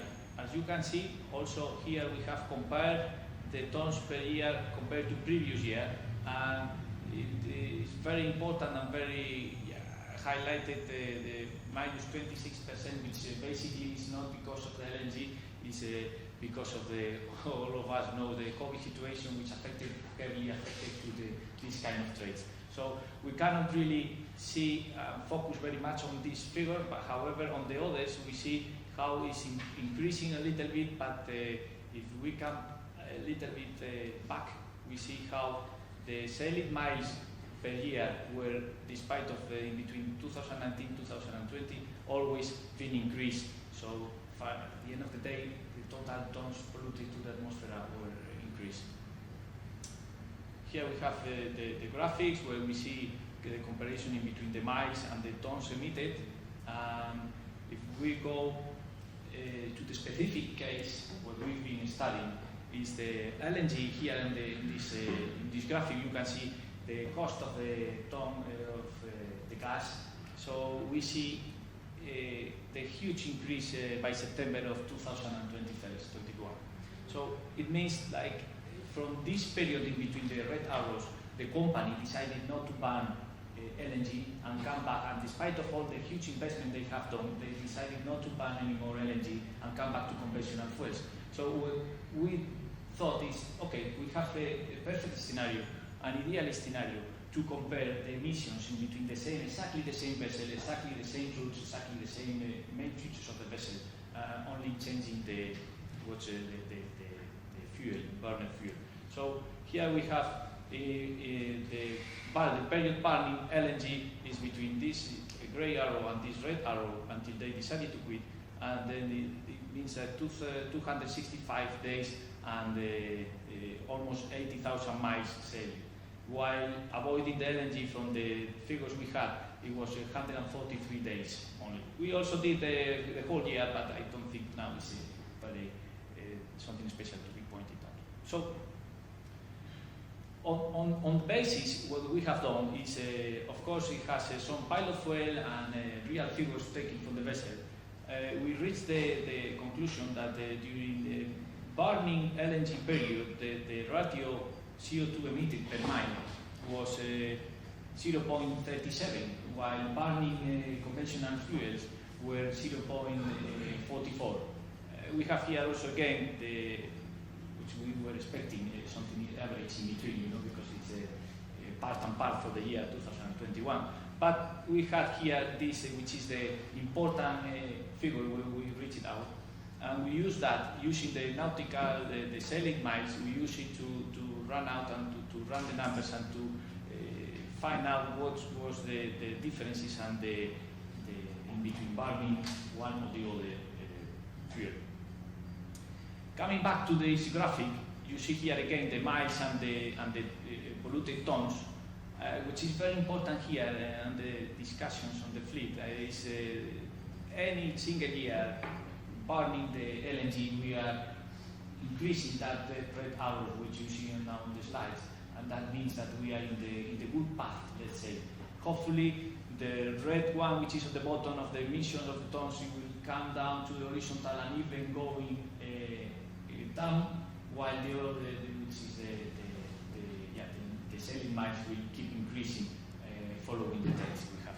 So that means that we are in the good way, and we will improve and keep working on that. So here we have the figures The 2020 shows the COVID situation, which of course we have to take it in mind because it is not reality of the real situation.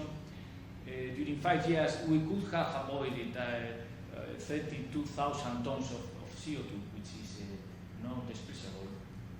Also in between ports and urban centers. And then if you go and run the numbers, it means that it is 17% of savings. While it's something very interesting is the EMSA says burning LNG is in between 20 and 30% of the savings, while our research says it's only 17%. We think that the reason is we are studying vessels which have very high frequency calling ports, leaving ports, maneuverable, and that means that they have increased the consumption. Maybe the EMSA is running the numbers while the long sailing vessels or tram business or other kind of LNG burning. Reaching the conclusions, we can say the first one, the price difference between LNG and conventional fuels will be a key point. Obviously, for companies, for private companies, they need to be environmental sustainable, but always they need to be economical sustainable. Otherwise, the company will stop. And that was that basically was the reason why we had this opportunity to run this study. Control on LNG supply will mitigate the price volatility. We have in Spain, we are now, after this situation, we talked about a little bit earlier, Spain is importing the LNG from 11 different countries nowadays, both by sea, by maritime, or also by pipe. Consumption of LNG in shipping is variable. Increase of supply points is a capital issue. Vessels need to be at any time in a safe way with bunkers on board. And since the volume of the LNG is 1.8 higher, bigger than the other fuels, we need to increase the supply points. We have, for example, in the north of Spain, in Santander and Bilbao, there are already 2 facilities, and the governments are pushing to increase these possibilities. 4 point is a mature technology. Its implementation does not pose significant uncertainty. Something is well known. It's nothing to be discovered. It's nothing to be invented. It only has to be applied and taken in the importance it has. LNG is a fuel with a great potential to reduce CO2. We saw it's very important. Depending on how the vessels operate, percentage of reduction can vary from 17%, which we have, up to the 30%, which is published in the papers by the EMSA. LNG is not sufficient to achieve the goal of zero emission in the sector by 2050. Only combination of different technologies are going to reach us to be faster and to help us to reach our target by 2050. So only with everyone's efforts, shipping will become green. That's something which we have to know, and all of us need to be shoulder by shoulder pushing and helping each other to reach our targets, right? So thank you for your attention. I don't know if there is any questions. Thank you very much, Amparo. It was really, really interesting. And do you have any questions? Everything was clear. Yeah. Oh. It's not always because things are clear or not clear that there are no questions. I was wondering, I wanted to ask you for your opinion. So the CO2 is going down by using LNG, which is what we want. But at the same time, I must say that the number of ships and the economy will increase, I think by a factor of 3 or something like that for 2050. So what is at the end the impact of LNG at that moment? Because we will at the end emit more because we need more ships. So there is a paradox. There is a paradox because you want to decrease the amount of CO2. LNG seems to do that in part. But also the economy will grow and we will need more ships. So at the end we will emit more, no? So how do you cope with that paradox? Well, it of course, from my point of view, I have to say. That's what I want. It's my point of view. Yeah. Of course, we are growing and international trade is growing up and everybody is trying to import and export much more commodities and make, at the end of the day, the companies, they want to make money, no? So it is, on one hand, it's a good news. There is going to be more and more shipping vessels and international trade. And on the other hand, of course, it goes parallel. The more vessels you have, the more emissions you will have.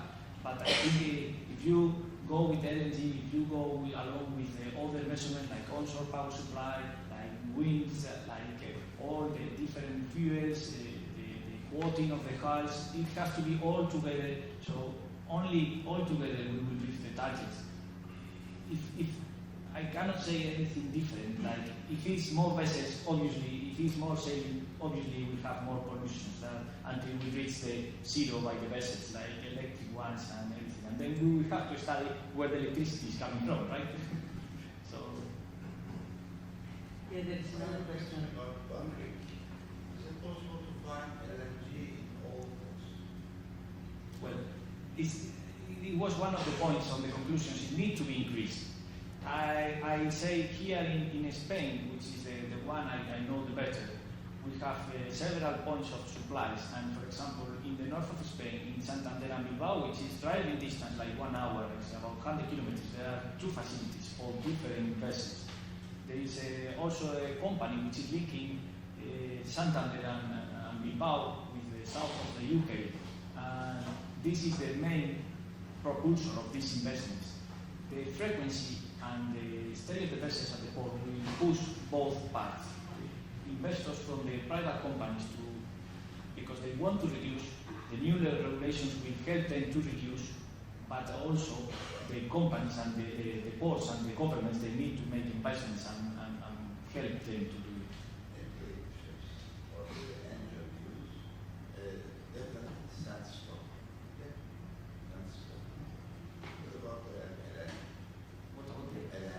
How they? It's not the same quality or same characteristics. There are different types of energy. For example, probably you are taking energy from Algeria. That's we are importing energy from Russia and Iran. Yeah, we are importing from Nigeria, from Trinidad and Tobago, from the quality. The quality is important. The power of it. Is there a system which defines the quality? Because you cannot use all the fields, all types of fields. There are sandstones. Yeah, that is probably a very interesting question. Yeah. And also with the done some research about that. I'm open for that. It is, I think it is also happening this with the fuel and the diesel oil you are getting. It's not the same quality you are getting from Las Palmas that you are getting from other countries. It's different.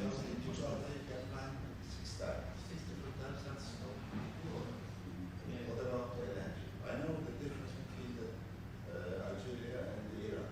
Do you use both of them? What about the ships? Do they think the operation of the engine? Is another issue. I believe it will affect the operation. If the quality is not that good, it will affect, of course. Quality, not the quality. What I'm trying to say, type of the bunker. Okay. I don't know the system, how the energy goes. For example, let's say for fuel oil. And I request from the market, I say send the stock 3 to 5. If they give me send the stock 3 to 6, it creates problems. I agree, but I think it's something similar that is happening with the other fuels. They can give you different qualities, and then you have problems as well with the. For the fuel, you can find fuel in every place. But not the LNG, you mean. But not the LNG, the suppliers. Yeah, of course, it has something to be developed together with the supplying points. We need to develop how they are supplying and the quality and the companies. I believe the more often we have in the post, the more competitive in between the private companies and the better quality.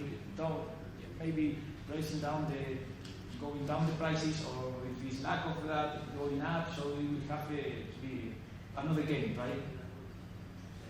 Thank you. Thank you. We have one more person here. Thank you, Alvaro. Thank you, Chair. Very interesting, very actual. I have a question about infrastructure, because of course if we are taking all measures in place, and if we are not developing the infrastructure in a sustainable way, so do you have any data about future development in this direction? Well, not really, to be honest. You got me. So it is something which we can study and we can be focused on basis on your idea. But really, right now, I'm not sure about how they develop the facilities and how it is going. I only know, depending on the frequencies and the timing of the vessels in the port, they are investing and they are developing different kinds. But we have here, I think, 7 factories which are receiving by sea the gas, and they are trying to give to everybody and regasificate to circularly. And then they are improving, but it's only one facility at any port, so it needs to be very slow, this development of the facilities. One more question.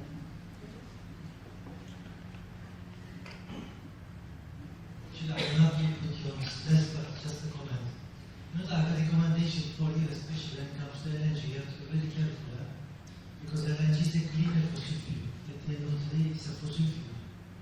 So when we look into this IMO's 2030, 40 and 50 targets, we are always looking into decarbonization, zero aspect. So LNG has 2 aspects. One aspect is life cycle aspect.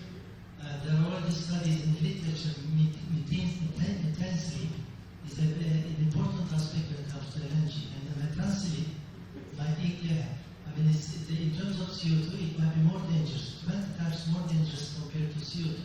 So mechanically and the life cycle environmental impact of LNG is not very much, let's say, promising. So that's why you have to be really careful when you talk about clean fossil fuels. Yeah, thank you. I agree. The methane slip is a very disadvantage, a huge disadvantage, which could make this not very interesting and kill this idea or kill these developments and investments. I fully agree on that. The only thing is the developments and I was talking to some producer of the engines, and it's one of the main points where they are investing and then they are trying to innovate and trying to secure and reduce as much as possible this methane slip. But of course, it's a dangerous. Could be all the efforts you are doing to reduce the CO2 emissions, you are making a bigger damage. On the other side, you have this big methane slip. And plus life cycle dimension.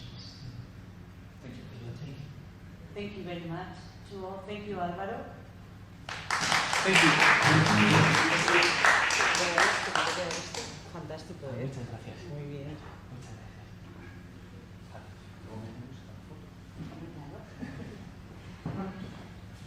Okay, so our next speaker, it's a great honor and pride to be introducing to you Kristina Mikhailovici.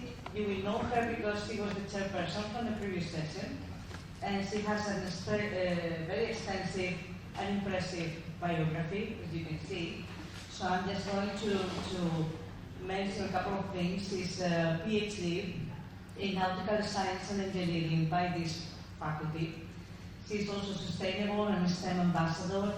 She's associate international lecturer in Liverpool John Moores University, and also has collaborated with universities in Spain, Romania, Portugal.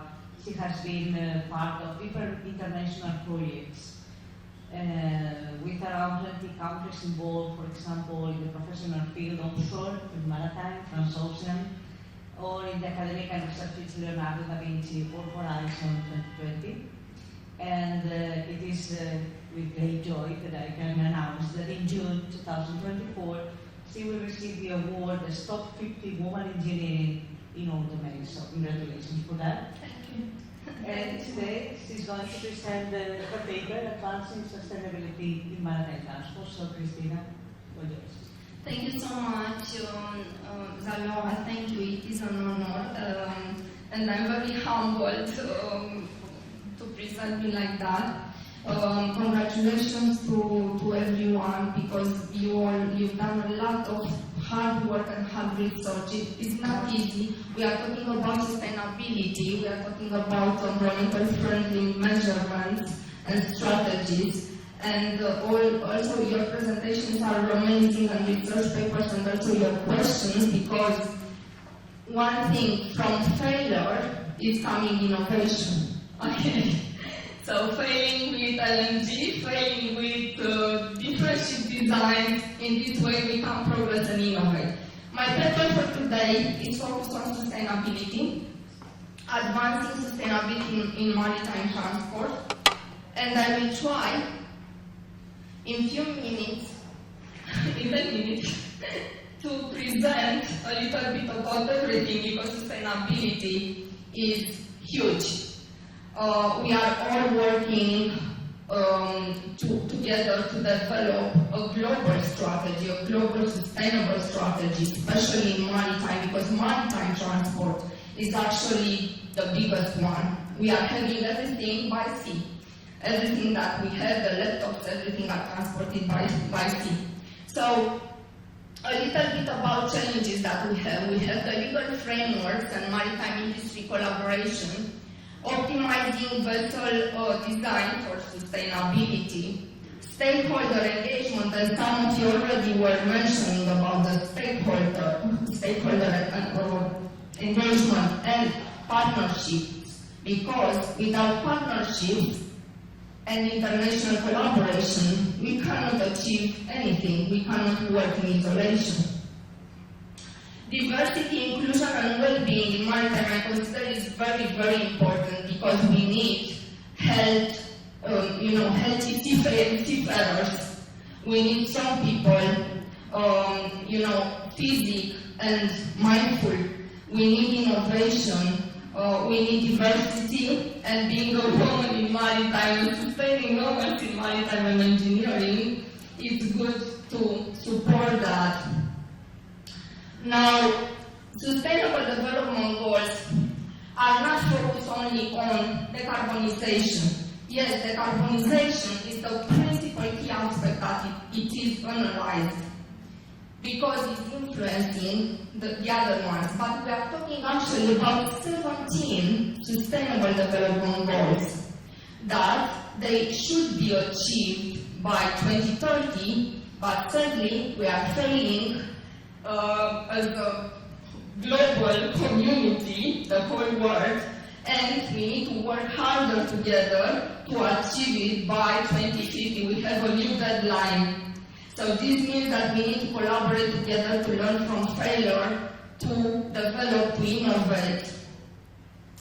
I can mention, of course, SDG 14, because this is life underwater, and life underwater means actually pollution in the seas and oceans. From what kind of factors?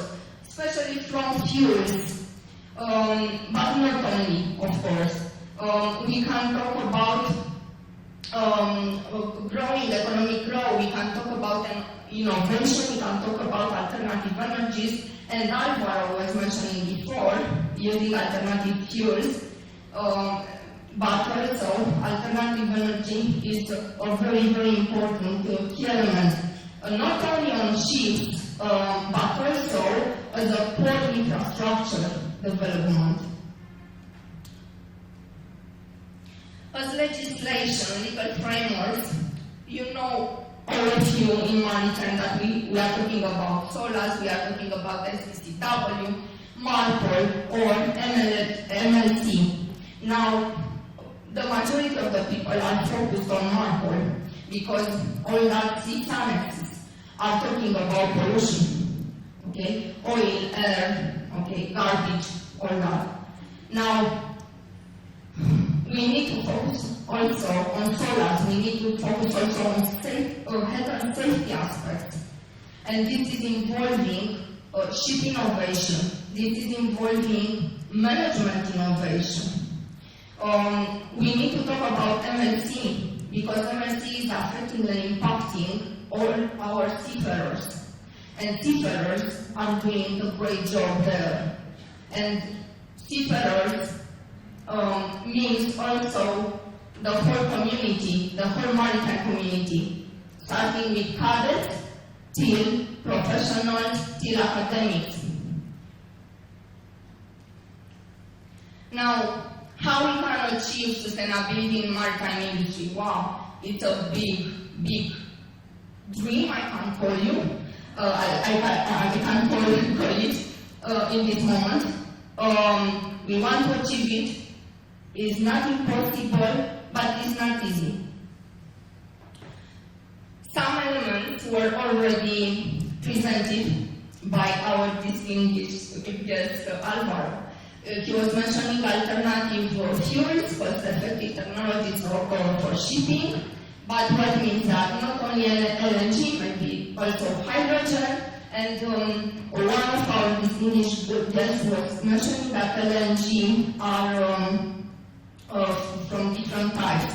True, all alternative fuels can be different, can come from different sources. For example, the hydrogen, I can tell you, are different types, the green one, the blue one, the brown one, okay, so different types, different qualities, different consumption, all is working hard. We are not yet there. We don't have yet the complete results. We need to go forward to research more. Of course, each step is something going forward.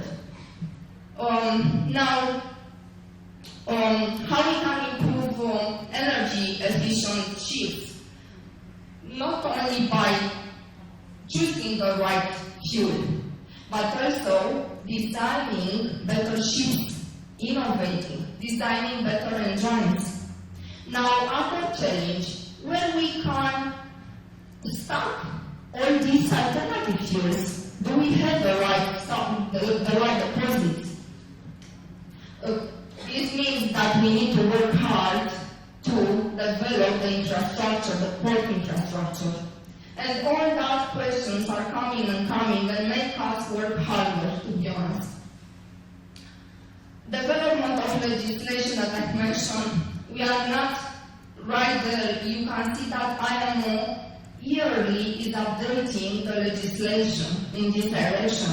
We were having like sulfur emissions legislation, okay? We were having like energy effective ships and certificates and so on. And of course they are focused on MARPOL, the reduction of the emissions, all emissions that means. With the sulfur 2020, all of us we know that IMO were actually doing research, about 10 years research to implement this new legislation, because they are focused on clean air. Because why we need to reduce emissions? Well, we need to reduce emissions for clean seas and oceans. We are all hearing that, clean seas and oceans, but also for our health, global health, for our better effectiveness as a whole community in all domains. Starting maritime is affecting economics, maritime is affecting politics, and opposite, politics is affecting maritime. So here we go, we are linked together, and one of the sustainable development goals, number 17, actually is called partnerships. So without partnerships, we cannot work in isolation, we cannot achieve anything. Also one of them is peace, number 16. Peace. Well, economic war or civil war also is affecting maritime.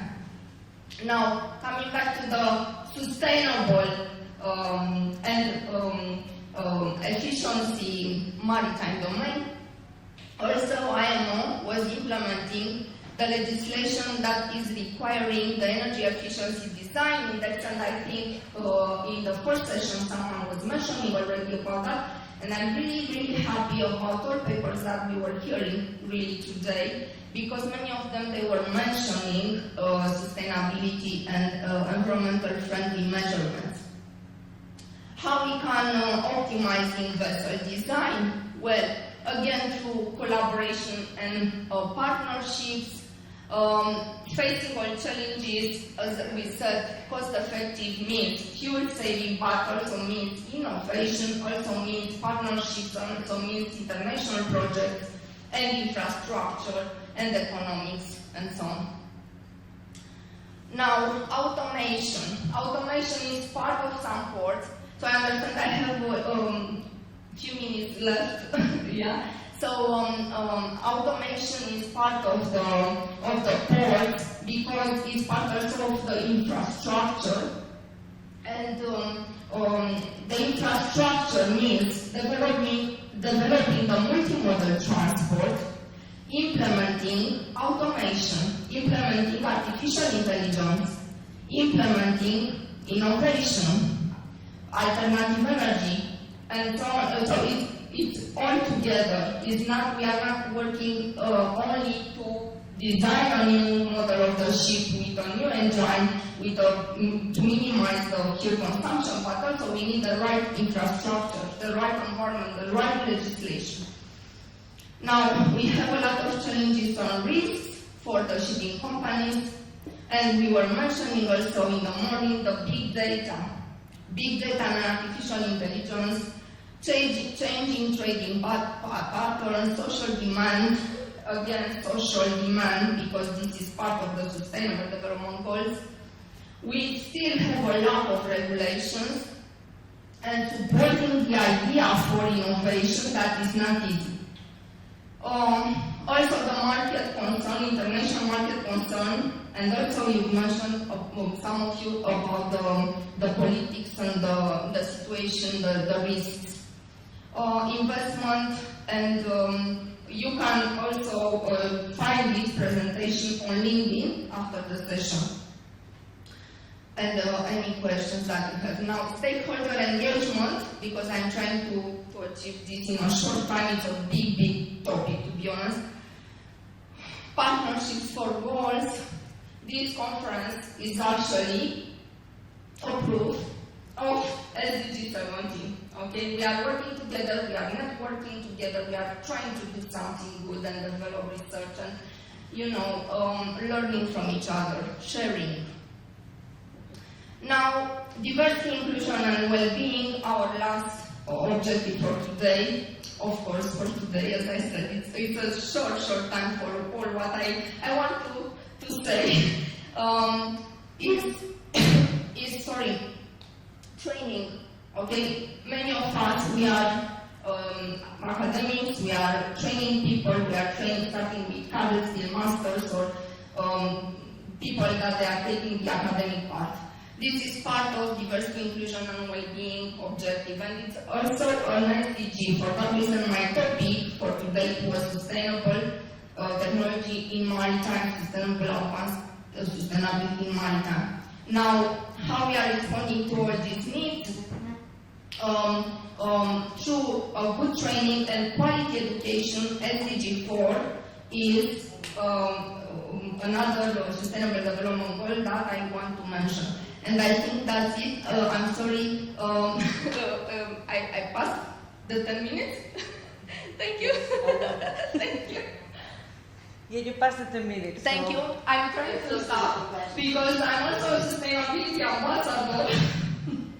So I can't talk forever, to be honest. I want to share so much with you, but this is the presentation for 10 minutes. I'm happy to respond to any answers, to connect with you. I just want to mention the last time ISO 14001, that is part of the quality management implemented in ports or maritime institution to achieve sustainability. Conclusions. We need trust, we need partnerships, we need collaboration, we need to learn from failures, we need technological transformation, that means innovation, but also we need a legal framework and support and investment. Thank you so much.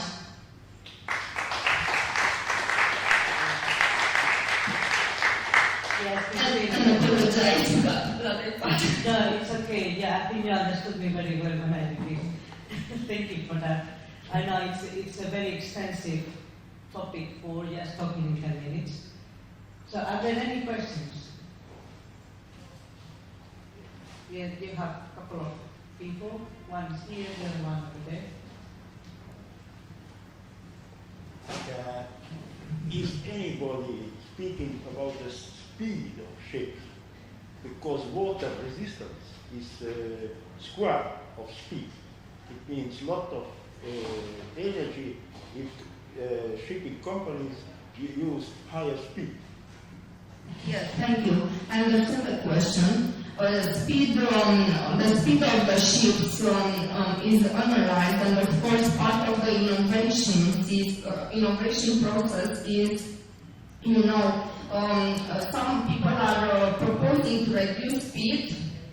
So if we are reading a lot of research papers in the last time, you can see that people are recommending to reduce speed, but it's very challenging, because if you are reducing speed, then you will have a longer time. You will not be very effective in the maritime journey, in your profits and so on. It's very challenging for the stakeholders, for the maritime companies. So engine design innovation to consume less, and maybe the speed of the ship to not to not pollute the water. Now, of course, we can talk forever about that. I don't have certain dates. Nobody has. And we need to work harder to research that.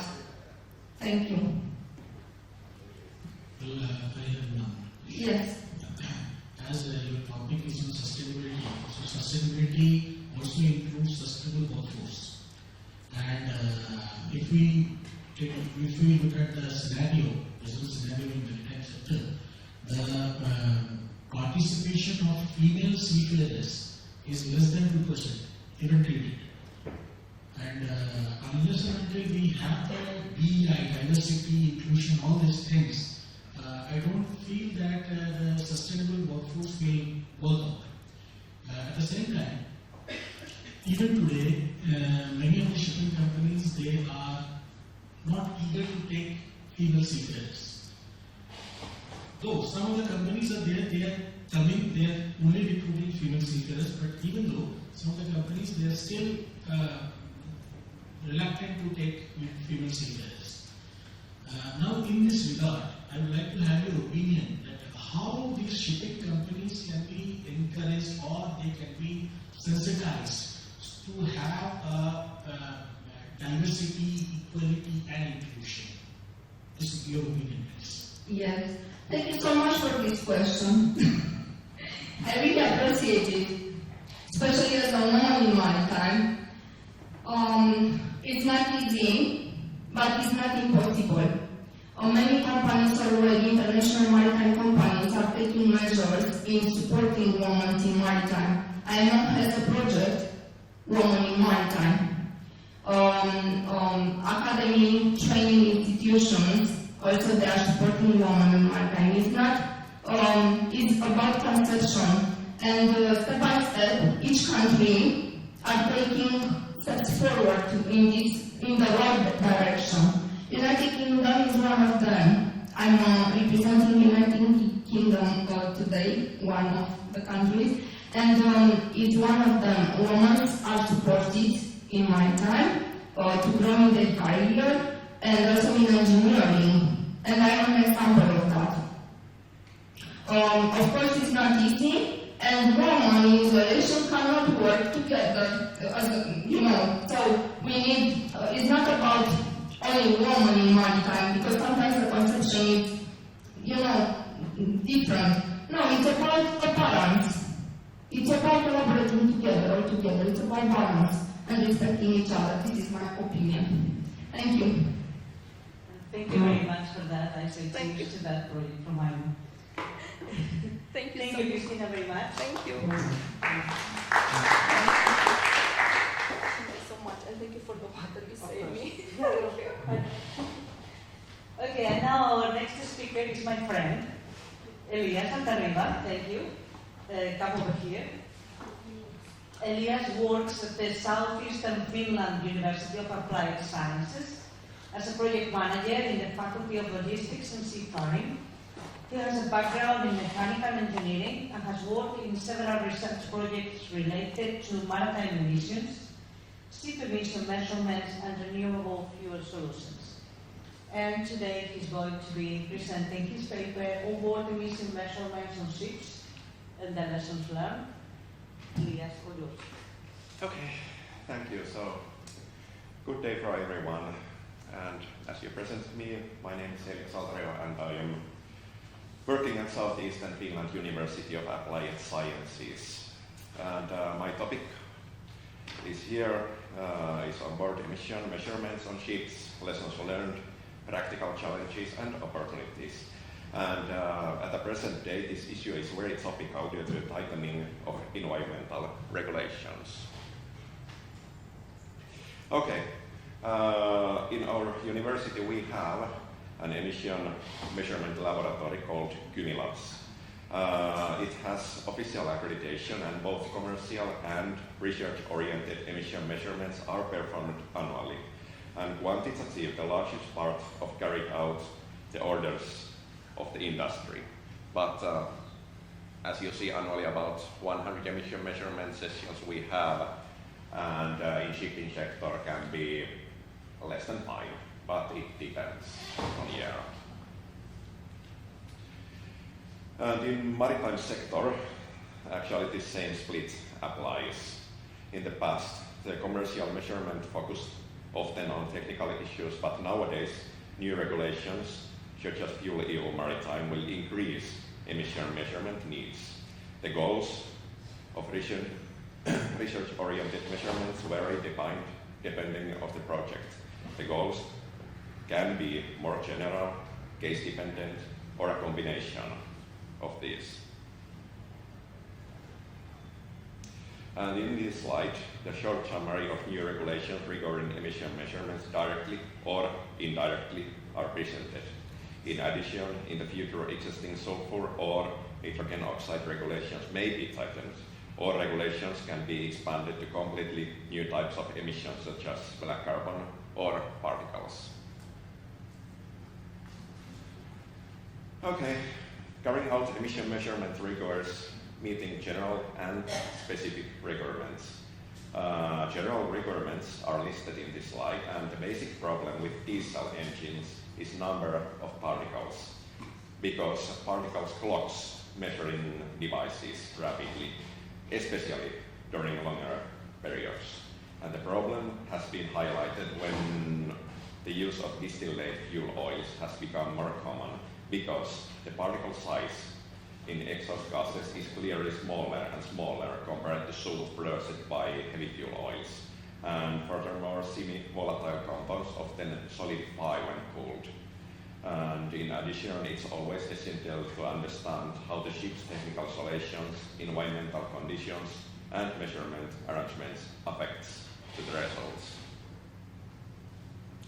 And emission measurements methods are standardized, and in table 1 shows the measurement standards for different emissions. And ISO 8178 defines the general conditions for engine measurements. Table 2 shows the measurement devices that we currently use for ship emission measurements. And in addition to definitions, many practical problems can produce surprises or challenges. A few of them are listed in the black box here. The emission measurement results must always be compared to the operating conditions of the engine, but in accreditation measurements, engines are usually run with specific loads for a certain period. In research-oriented measurement approaches is often different when broader entities are analyzed. Especially in new ships, large amount of voyage data is automatically stored or recorded, which offers many opportunities for research. But actually, it's not always clear for engine staff what kind of data is stored and where it is saved. So when speaking emission measurements, often focus is on the technical implementation of emission measurements. Sometimes there can be surprises even in the most basic issues. So this list on this slide is not a joke at all. Also, every ship has its own social environment, which has a big but often unreported impact on the success of measurements. And technically, the implementation of accreditation measurements is often relatively straightforward in the ship is already familiar for our staff. Otherwise, some practical surprises also can be occur. And generally, the goal is reaching the best values as possible when maintenance and adjustments are performed as a part of the measurement process. And in research measurements, the measurement periods are usually longer and actual emission levels during normal operation is focused. Voyage data recording is often an important part of the measurements. Unlike accreditation measurements, there are usually first extra work for engine staff, which, depending on the person, can be experienced as a nice change of routines or distinguishing extra work. And preliminary measurements are usually recommended before longer sessions to avoid surprises. And regarding the engines to be measured, attention should always be paid on the timing of engine overhauls. And often research-oriented measurements also target the vessels that are more reachable to researchers, which sometimes can lead to a research bias.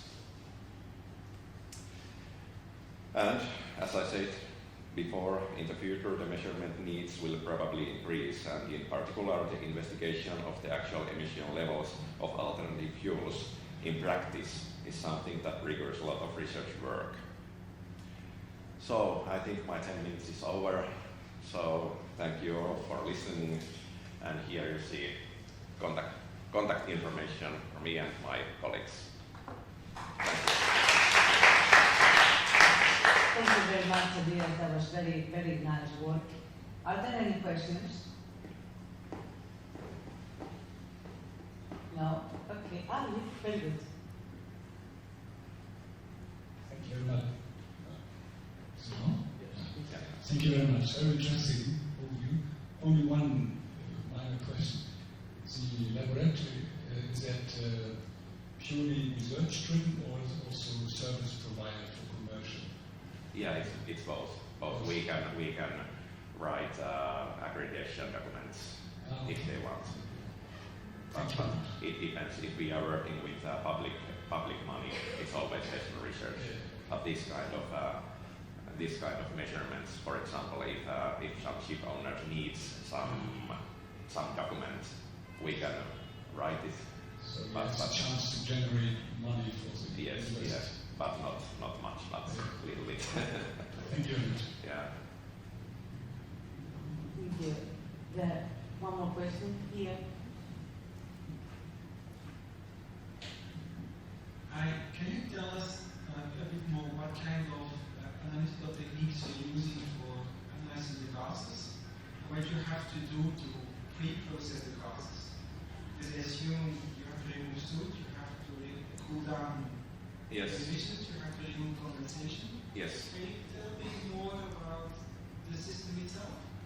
Well, HORIBA system is quite compact, but gases from diesel engines are quite dry, but still we have a dryer there because it's always better that you analyze very dry gases.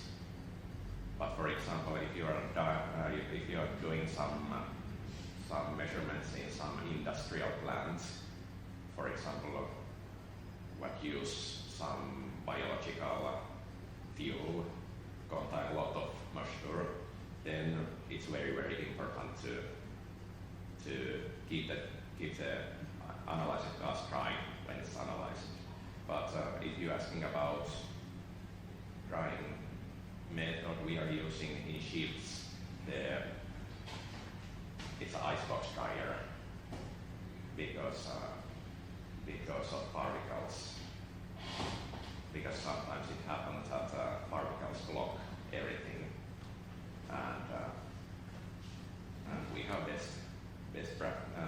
best experience with this kind of icebox tires. And then the Horiba system, it's a very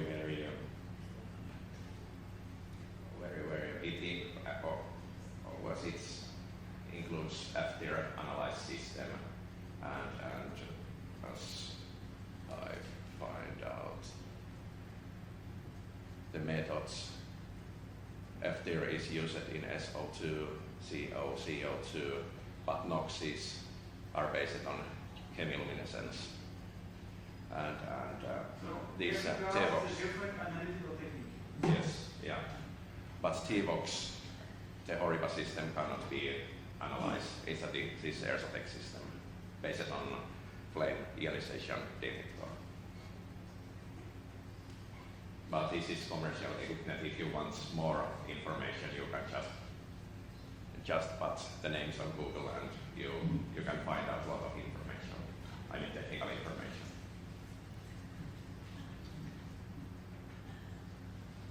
Okay, no more questions? Thank you very much, Elias. It was a pleasure having you here.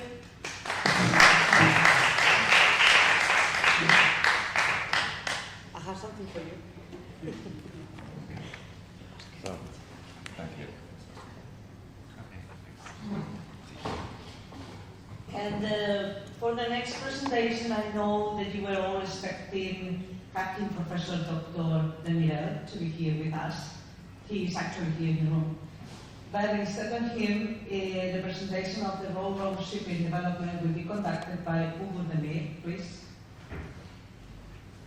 Ugo Demir is working in the DFDS, that's Dead Foreign Dammskibsselskap. I'm sorry, I'm not pronouncing it very well. It's a shipping company. As head of Crewing Mediterranean, crewing director.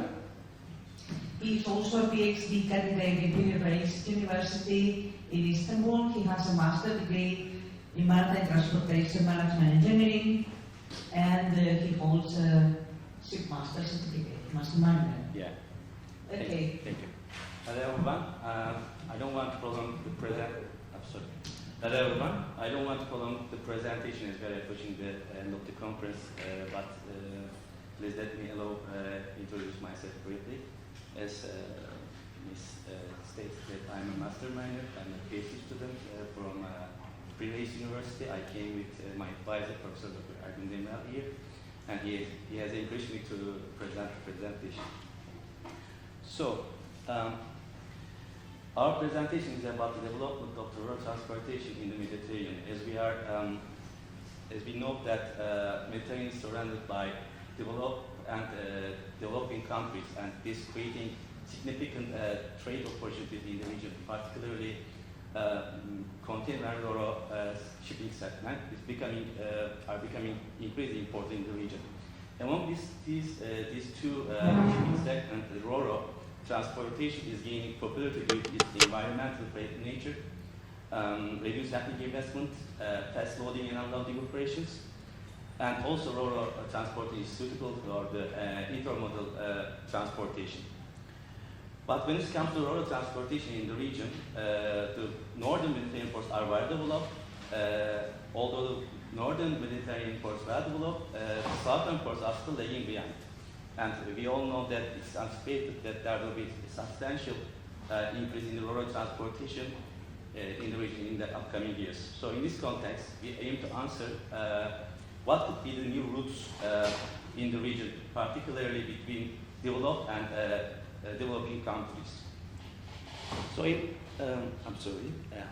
So in this slide, we try to state the current routes. I don't want to go through all these routes, but if you can see that the routes mainly on the northern part of the Mediterranean, there are some south part of the Mediterranean, such as Spain to North Africa, France to North Africa, but mainly the routes are from the north ports. and this is the ports mainly used for the road transportation. And yeah,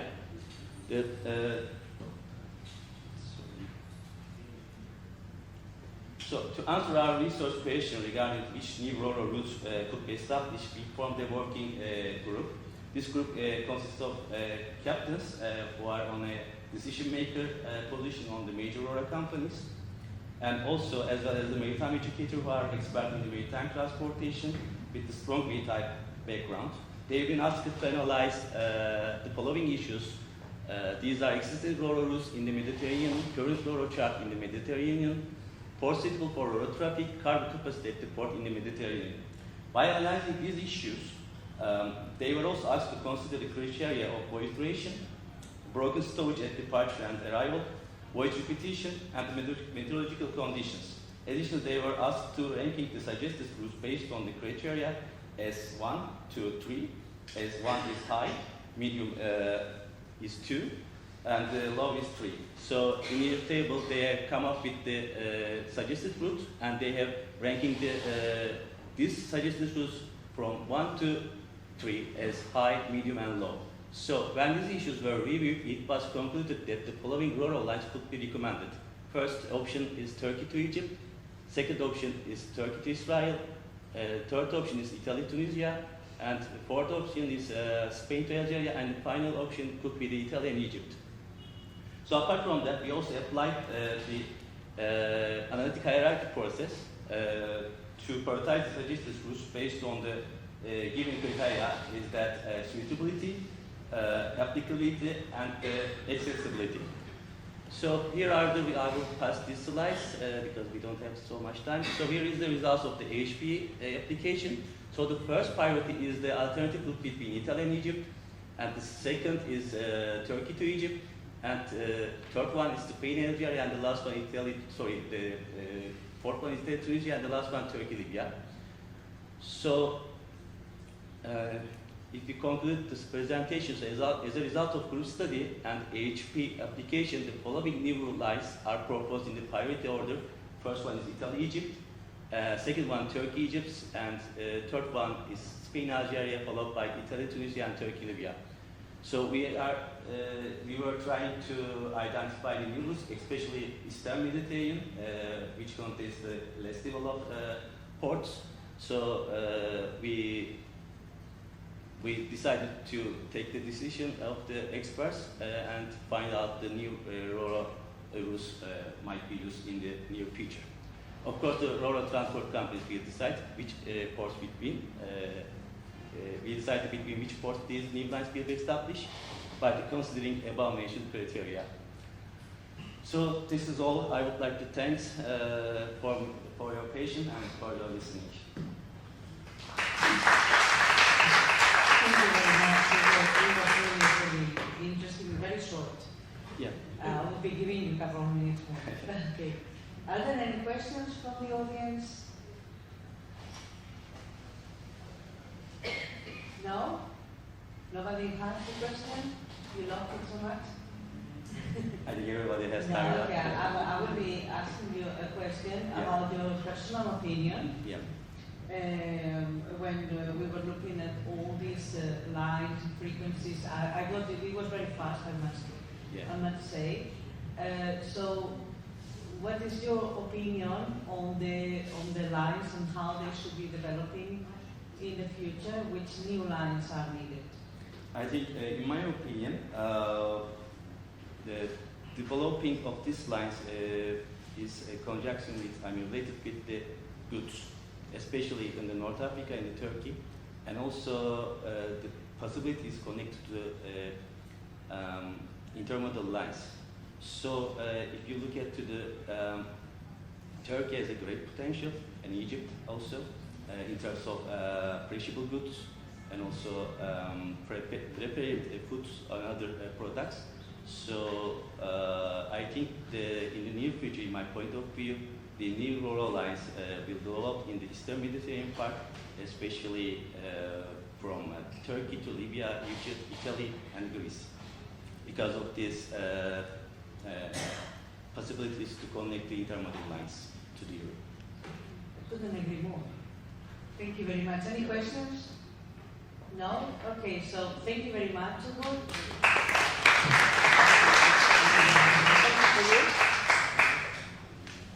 Thank you so much. Thank you. Yeah, and with this very quickly way, we are concluding the session number 2 for today. And as I understand, we are starting with the session number 3. Thank you very much for your attention.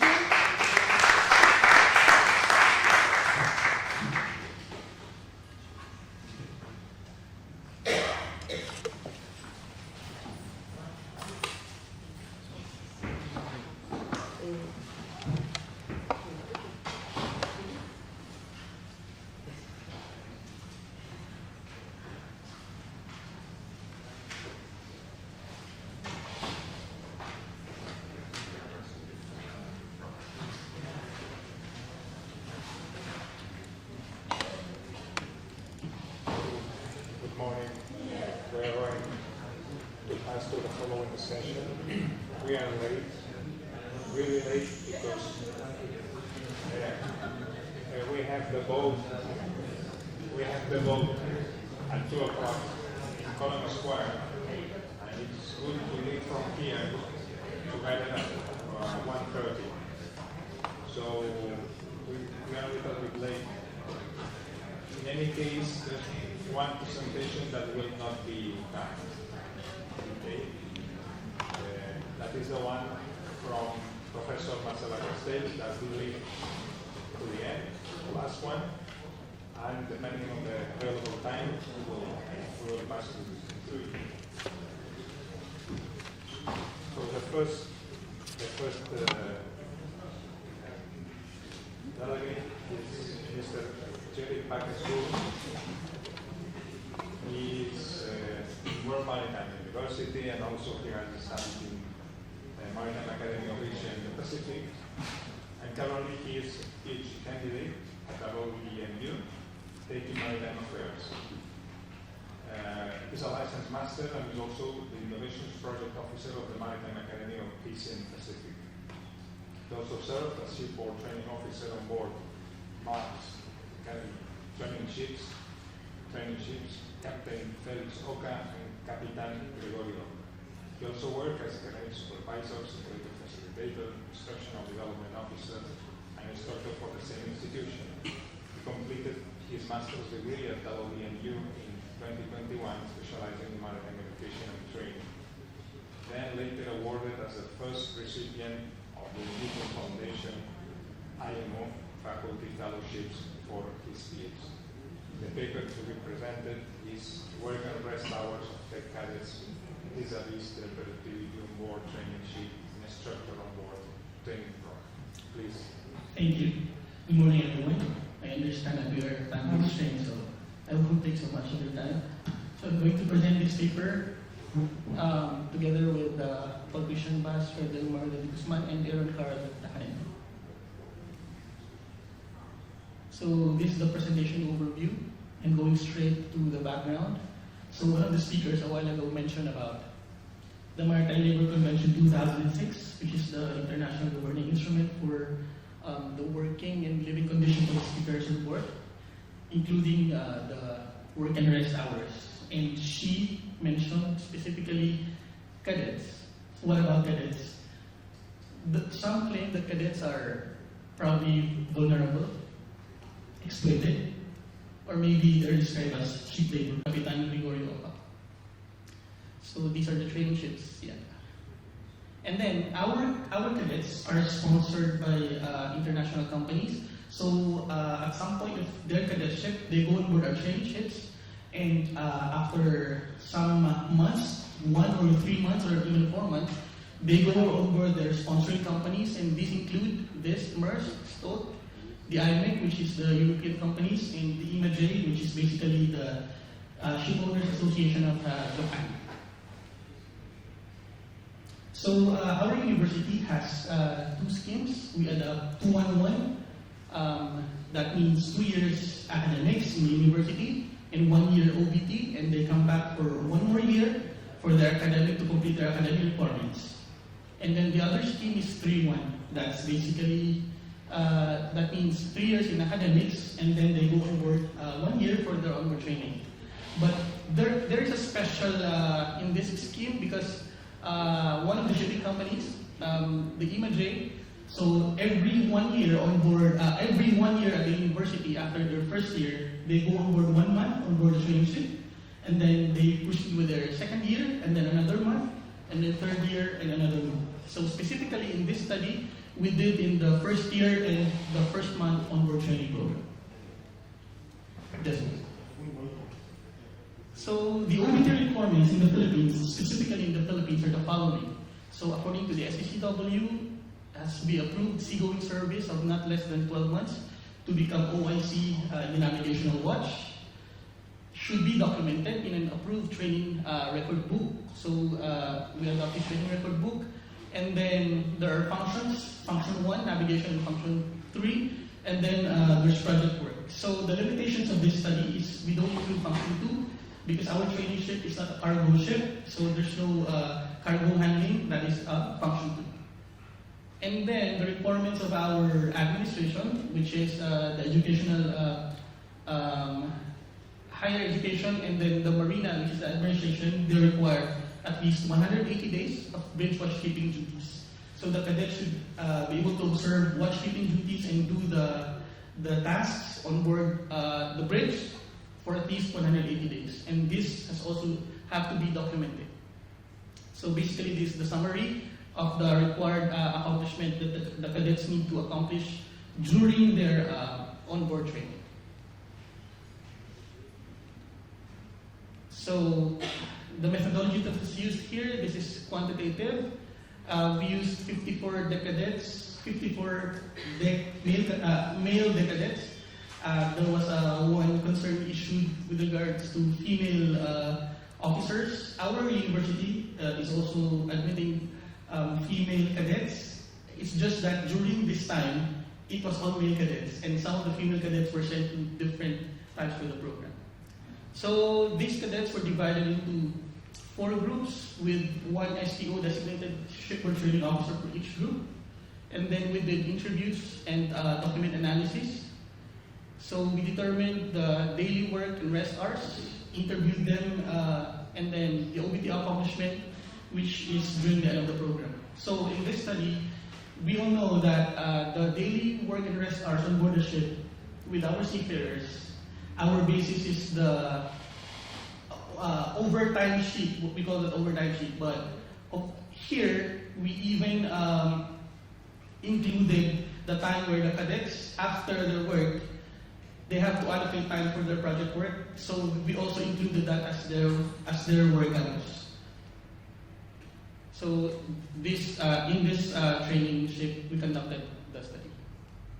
So I'll go straight, just very quick with the highlight of the results. So on average, so from the 4 groups, we just took the minimum mean and then the maximum mean. So that means 9.3 to 10.2 work hours, and for their work hours, and then 13.8 to 14.7 rest hours. So these were the accomplishments. As you can see, with their workbook, daily journal entries, and then their project work, all the groups accomplished 100%. That is because there was one policy that was enforced by the shipboard training officers that the workbook, project work, and daily journal is required to be able to observe shore leave. So the cadets were motivated to do their project work so that during the next work they'll be able to observe shore leave. There was a factor of motivation.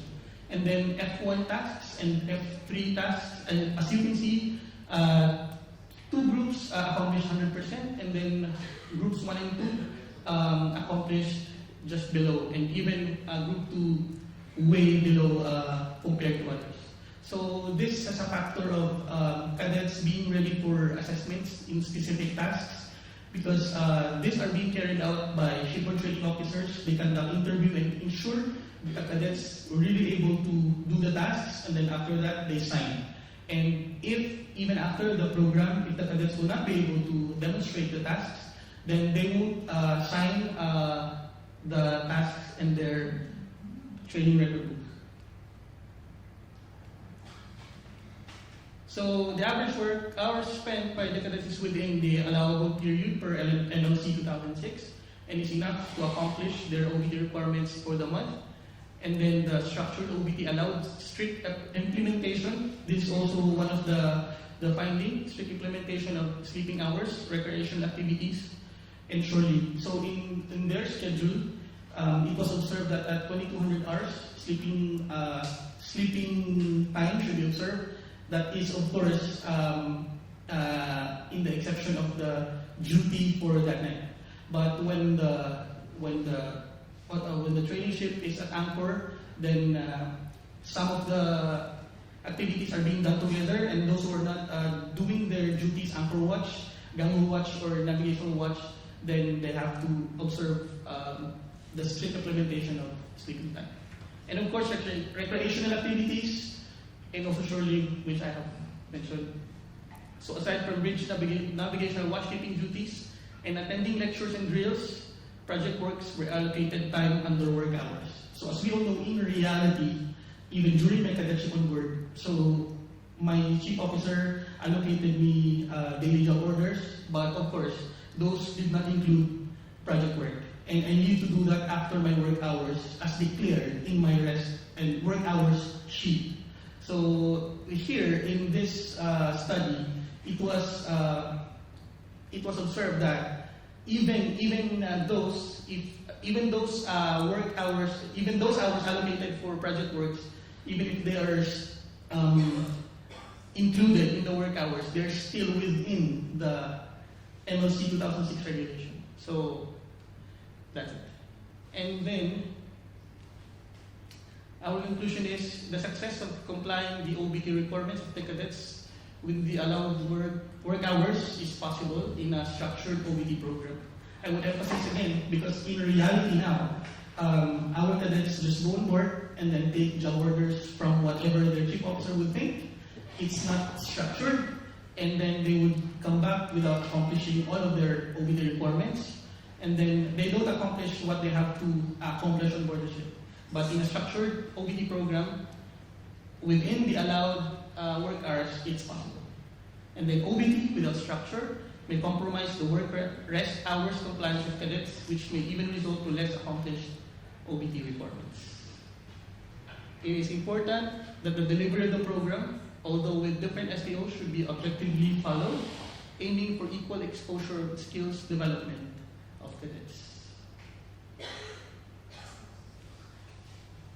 So our recommendation, so the same should be conducted on board other types of commercial cargo vessel where cadets training conforms the vessel schedule, which could be busy in nature.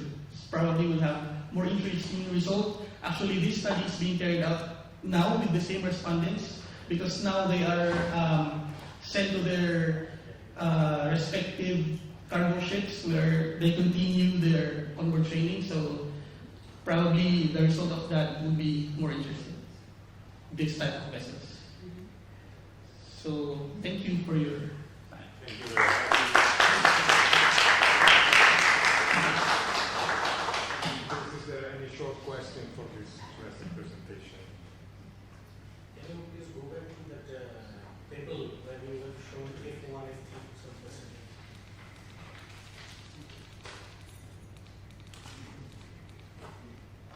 This one? Yes. Can you explain the table once I cannot get this? Sorry? The table, can you just give a glimpse? What is this table? Okay. So this F1 task, F3 task, this table, there is allotted tasks for that specific program, which is the first month of their OBT. So this is the percentage of accomplishment. So in terms of their project work, I think there were 5 project work that is given to that specific month. So all the students at that time accomplished 5. And then the daily journal entries and then the workbook they accomplished already. 93.9% what is it? 93.9% with F1 tasks. If I remember it right, there are I think 20 tasks. 20 tasks, so 20, when you accomplish the 20 tasks, that will be 100%. So some of the tasks were not accomplished because probably STOs did not deem it fit for the cadet to have their signature because they didn't carry out the task. Group 2 is very less, but Yes. It was very less with group 2. And then the interpretation for that is this group of students were not able to satisfy the criteria for the tasks that was included in that program. is it due to their low IQ level or something like that?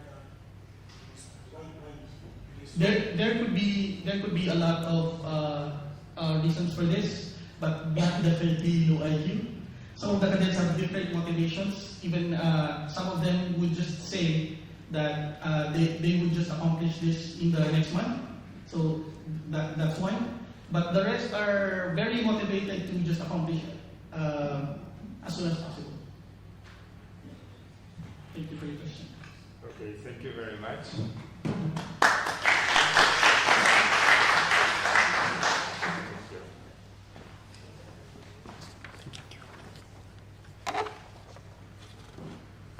Well, next presenter is Mr. Turban Mitra. He's a research officer in Indian Maritime University. He has completed his post-graduation with a specialization in human resource management and logistics management. He's in the field of training, teaching, and research for more than 20 years. Few of his recent research publications are in the field of maritime human resource and logistics management. And in the month of March 2024, a paper called for by Mr. Mitra has been acclaimed as the best paper award in the Marvel Conference organized by the Arab Academy for Science, Technology, and Maritime Management. Currently, Mr. Mitra is pursuing PhD in the areas of maritime human resources. The paper to be presented is titled Linking Leadership in Dairy Depression, Anxiety, and Stress among Sailing Indian Marine Engineers during COVID-19. Please, Mr. Thank you. First of all, I would like to extend my thanks to the conference organizing committee for giving me the opportunity to present our paper. It's a joint paper by me along with my colleague, Dr. K. Patnaik. And in this paper,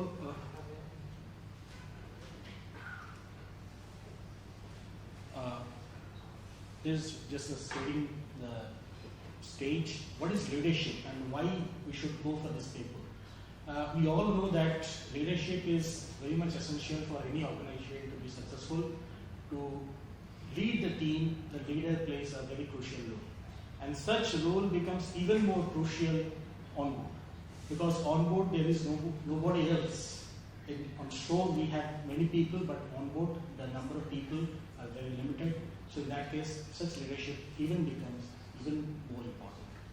So leadership, a source of inspiration and motivation to the employees, a means to conducive work environment, a buffer to negative impacts on employees and mental health.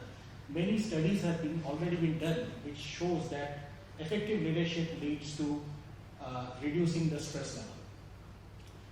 On the contrary, lack of leadership integrity may lead to occupational stress among employees and thereby resulting negative behavior. So what is leadership integrity? Leadership integrity, the question comes when we think, when we see a person, a leader, speak something, at the same time his actions are something different. So in that case we can say that this person may speak good words, but his integrity is not up to the mark. So your words and your actions need to be commensurate with each other.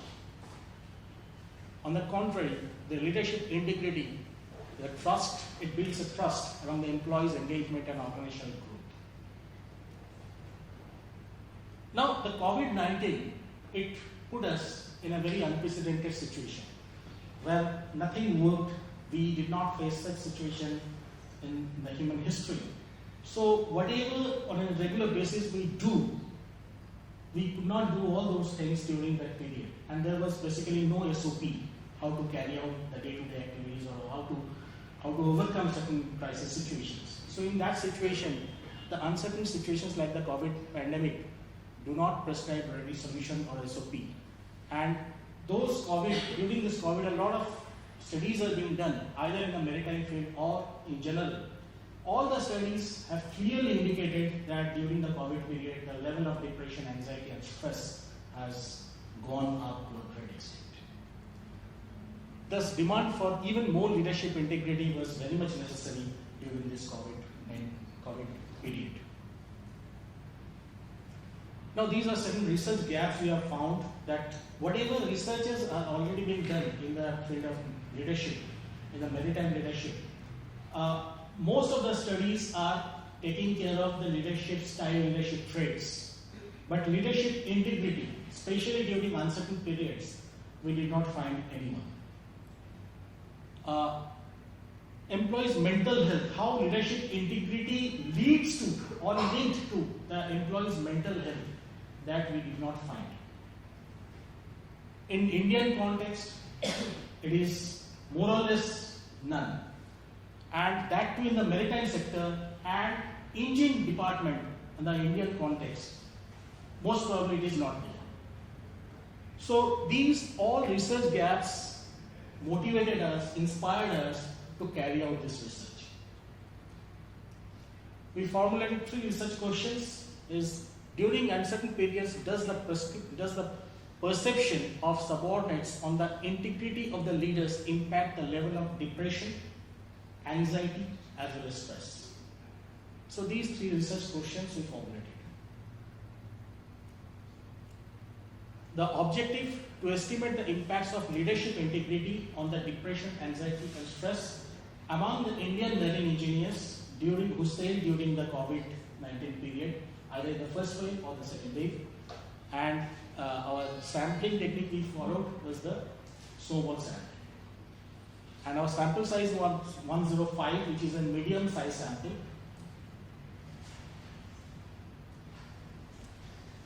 We adopted 2 instruments for carrying out this research. The battery of instrument had 3 sections. First is the socio-demographic information. Second, we used the PSS scale, which is developed by Craig and Gus Sofan in 1998. And we used the DAS scale, Depression, Anxiety, and Stress scale, by Lovibond and Lovibond, 1995. Now, after preparing the battery of instrument, we carried out the Cronbach alpha test, the reliability test, the validity test, everything is being done. And you can see that the reliability scores are all above 0.8. If the Cronbach alpha value goes above 0.7, we consider this as reliable. So the reliability is established. On the contrary, if we look at the AVE and the CR, normally the thumb rule is the AVE needs to be more than 0.5. But here we got 2 more than 0.5, whereas these 2 are less than 0.5. However, as the CR is more than 0.6, so we can say that the validity is established. And for the discriminant validity, we carried out the HTMT test, that is heterotrait, monotrait trait, relation correlation test. And the HTMT test, the thumb rule is it has to be less than 0.9. And here all the values are less than 0.9, so it establishes the discriminant validity is there in the instrument. Now, after carrying out the reliability, validity, all these things, we have modified the instruments, and finally we got number of items for PLS scale 31. In the actual scale it is 31, but we have deleted 1 and we got 30. Whereas in case of DAS, for D, A and ACE, for all these 3, the number of items in the original scale are 40. Now, after carrying out the reliability and validity, we found that for depression we got 12, anxiety 8, and for stress we got 13 items. And all these instruments are having a 4-point lattice. This is the demographic profile of the respondents based on the age. Majority of them are between 26 to 30, followed by this one 36 to 40, and followed by 21, that is 31 to 35.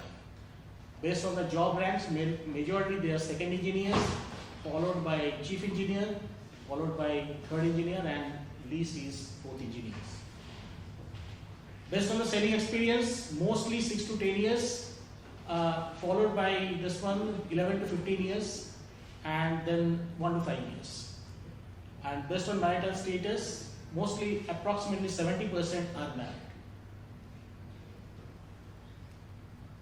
We carried out a structural equation modeling, and this is the path diagram. This is the path diagram coming out of the structural equation modeling.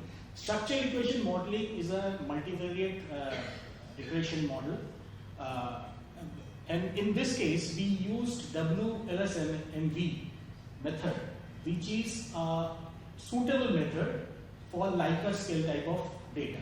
When we take a Likert scale data, the DWLS, that is diagonally weighted least square method, is the best possible solution, and out of that the robust method which is used, which is the best one, that is WLSMV, which we use in it. So the WLSMV we used, and we got this path diagram, and these are basically the coefficients. So if you look at these coefficients, you can see that perceived stress, perceived leadership integrity, and the depression, anxiety, stress all are having a negative coefficient, and all the values are significant at 0.05. So thereby we can conclude that perceived leadership integrity has a converse relationship with depression, anxiety, and stress. So higher perceived leadership integrity leads to lower depression, anxiety, and stress. And if you look at the model fit indices, all the indices are within the limit, so we can conclude that the model fits the data perfectly. So based on the findings, what we got, our findings is significant converse impact of leadership integrity on depression, anxiety, and stress, particularly during the COVID-19 pandemic. So we are linking these findings with the existing studies, where we see that Array 2012 says ethical leadership contributes to followers' psychological well-being. In 2012, Hussain says authentic leadership manifested through leaders' integrity influences positive mood of employees. 2016, violation of leadership integrity leads to serious threat to team members. 18, ethical leadership is a predictor of moral emotions of the followers. 2024, during the just next to the COVID, leadership integrity leads to psychological empowerment of the employees. So our findings are matching with the existing studies. The contribution of the study is to add the existing scientific knowledge to the linkage between leadership integrity, depression, anxiety, stress on the Indian and among Indian marine engineers during uncertainties. So limitations, definitely it is not free from limitations, the study. The data collected after more than a year from the sailing, perception of the respondents considering the COVID-19 pandemic wave periods may not be accurate.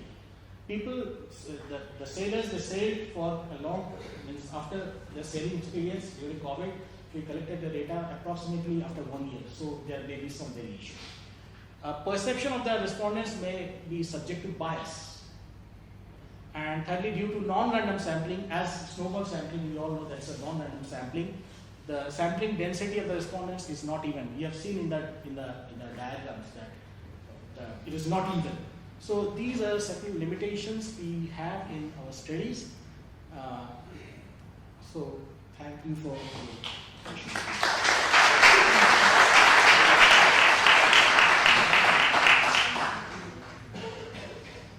Thank you very much, Mr. Torban, for this very interesting presentation.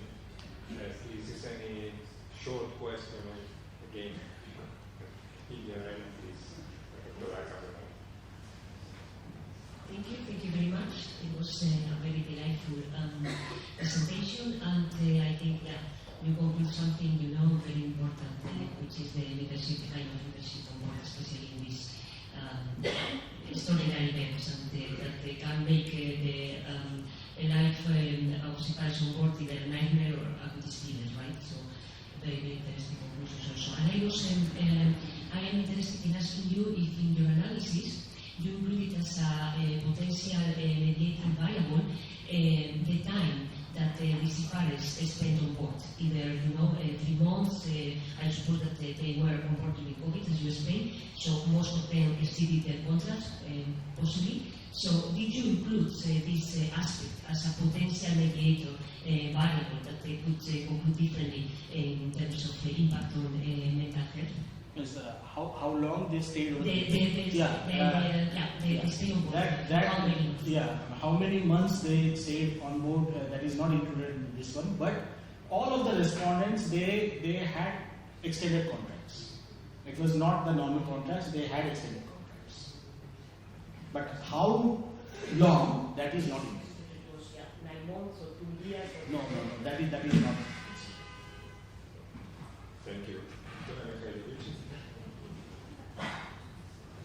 Thank you so much for the interesting presentation.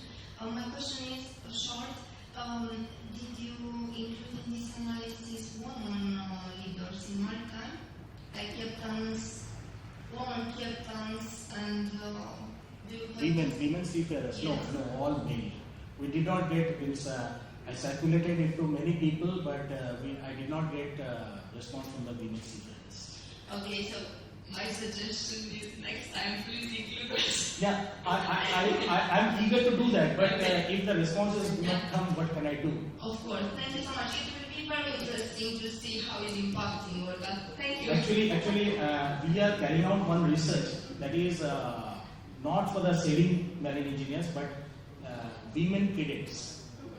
In our university, many women cadets are there, so we are carrying out the research right now that why they have come in this profession and all these things. So it is in the process. Thank you very much. I think that we must close the discussion here. Mr. Florent.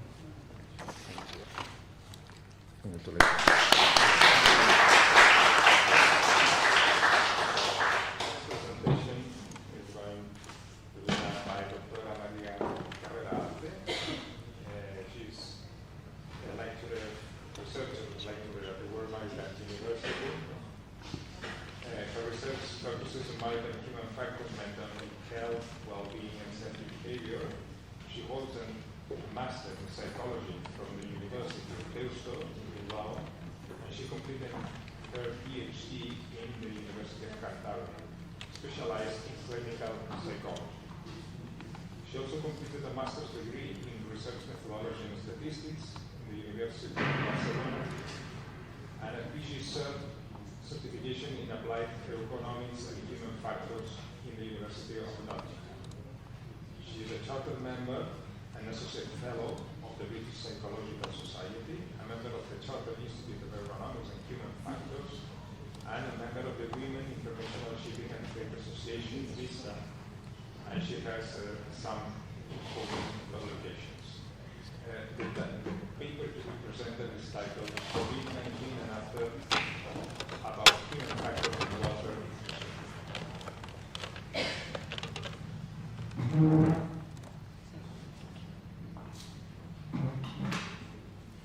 So, thanks, Professor Xavier, for your kind introduction, and good afternoon, everyone. First of all, I would like to thank the conference organizers for accepting our paper to be presented at the conference, and also for organizing this fantastic social event, especially this sea survival training exercise I participated in, which I really enjoyed. So my today's presentation is entitled COVID-19 and After, about human factors and welfare in shipping, which I will, through it, I will present some findings which are part of a larger research project we have conducted at the World Maritime University about the effects of the COVID-19 pandemic on seafarers and shipping, together with my colleagues you see on the slide. So in May 2020, Lois List, the most recognized maritime journal, described the coronavirus as the everything shock in shipping for years to come. This implies that the impacts would be feeling on all corners of shipping, and that these effects, these impacts will be long-lasting. Concerning ships' crews, they showed the resilience, allowed the World Trade function, but however they were the most impacted element by COVID in the shipping industry. In fact, mapping these impacts clearly revealed regulatory weaknesses, safety and health flaws, healthcare and welfare issues, breaches in employment agreement and living conditions, and also a big impact on recruitment, newcomers, and retention problems for the current workforce. So, indeed, as you all know, during COVID it was not uncommon to have seafarers on board for over 11 months. They didn't enjoy the repatriation rights. They suffered from the right of having short leave. They work 24/7 hours, fatigue peaked during this period. We have even documented accidents related to fatigue matters during this period. Seafarers didn't enjoy on many occasions access to medical care, another right they have, and many of them suffer from big financial impacts, especially for those who didn't have the opportunity to join vessels. And of course, what can we expect? A big impact on their mental health and well-being, right? So in definitive, the COVID demonstrated structural deficiencies in occupational health and safety in the maritime industry. What is the situation after COVID? Have things improved? Well, recent studies tell us that recently is seen more risks and precarity for seafarers after COVID-19.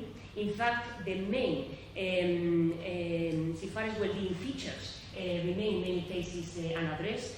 Still extended stays on board, absence of shore leave, excessive workload on board, even fraudulent working hours reporting, and the number of abandoned cases and salary recovery have increased dramatically recently.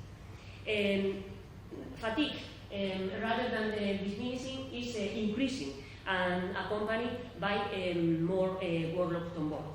So the consequences of all of this is well documented that more seafarers want to quit their profession, and this is has been documented in several studies in British, Turkish, Indian, Chinese, Vietnamese, and Filipino seafarers. This has also an impact on our industry, on our reputation, and also to attract newcomers to the industry. So with this in the background, the World Maritime University has conducted the project, a 2-year project, Effects of COVID-19 Crisis on Seafarers and Shipping, commissioned by the Swedish government. In fact, we presented findings of this report and the main recommendations on Monday this week. And, but I am going to present just a small part of this study that was conducted, this small part I will present to you, between May 2022 and June 2023, when we conducted semi-structured interviews with 19 seafarers, 9 seafarers' families, and 29 maritime stakeholders. And we collected them using purposive sampling, and the data coming from the interviews was analyzed using content analysis. What is the main aims I will present to you? Coming from 2 objectives. One about perspectives on seafarers' conditions in shipping in the future, and the second objective is to understand if COVID revealed something about the shipping industry that we could learn, we could extract lessons from in preparation for future disturbances.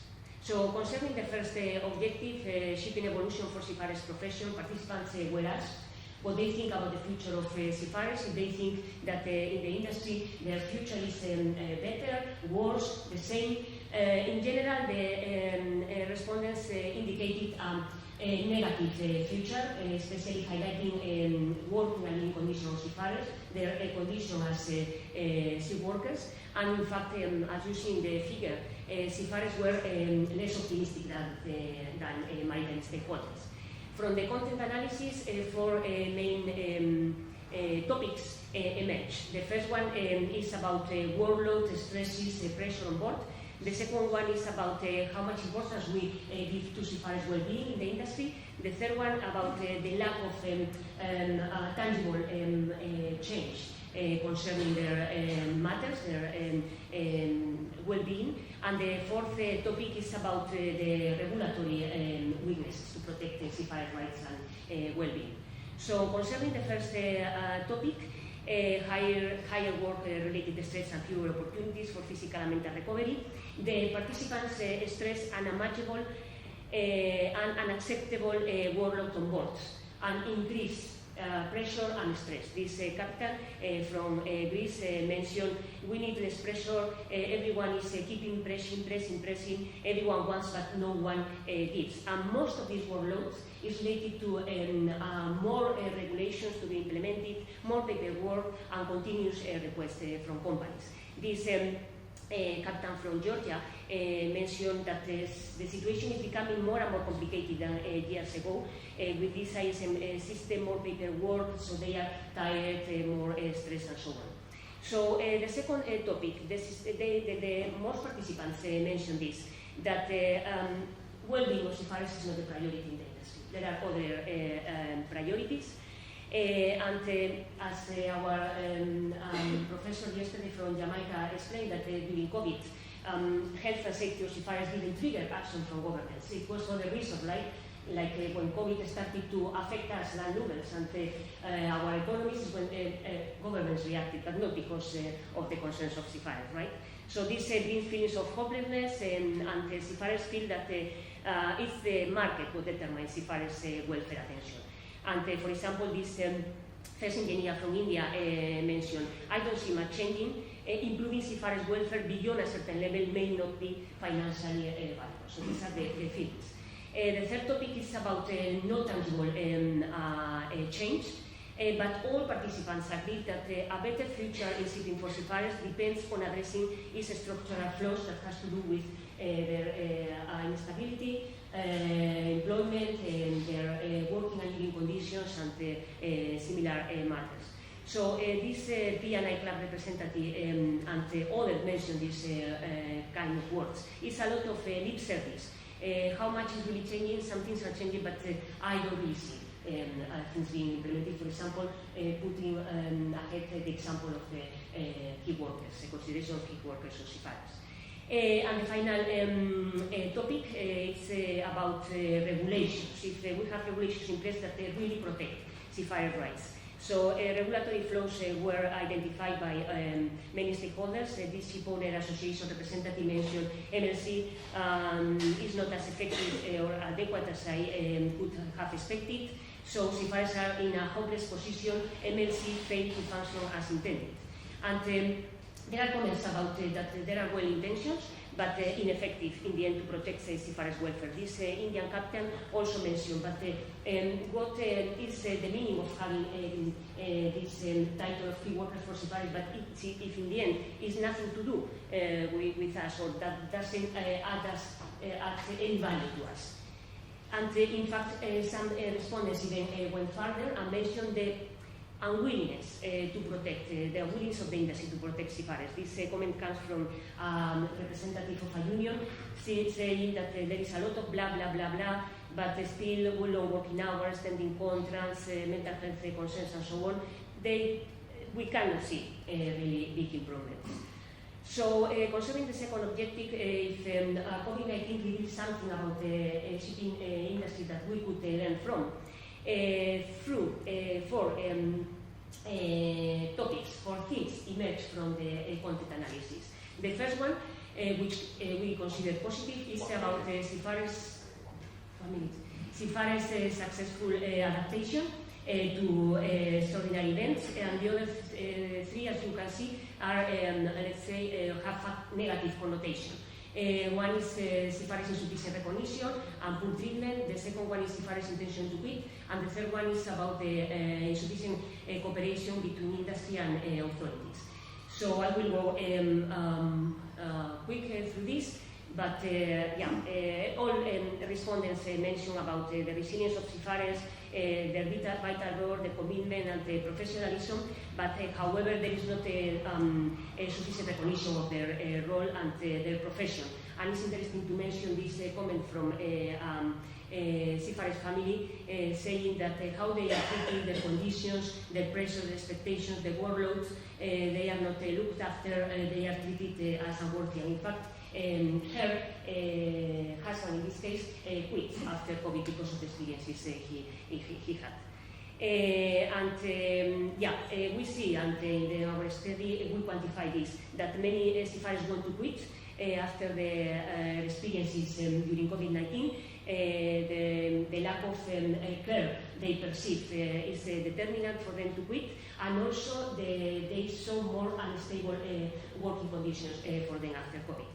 And the lack of sufficient cooperation, effective cooperation between industry and regulation was highlighted by many respondents. So just to conclude, we observe a chronic neglect of workers. There are some good intentions, some initiatives in place, but nothing is really changing, nothing tangible. Occupation, instability and precariousness deeply affected seafarers and families during normal conditions, but also especially during extraordinary circumstances. So this is key. We want to improve seafarers' well-being. Insufficient industry regulatory bodies collaboration. We want to walk the talk, and this requires questioning and altering current seafarers' working and living standards and demonstrate recognition. So in the end, we need to integrate human factors and social welfare into industry practices and regulations, and this is the most important in my view. I would like to highlight, and I finish with this. We need not to forget. We need to put in place mechanisms that allow us to learn from the experience we have gone through and to keep the memory and the learning alive. So this is key. We want to learn from this and be prepared for future similar disturbances. Thank you so much, and sorry for...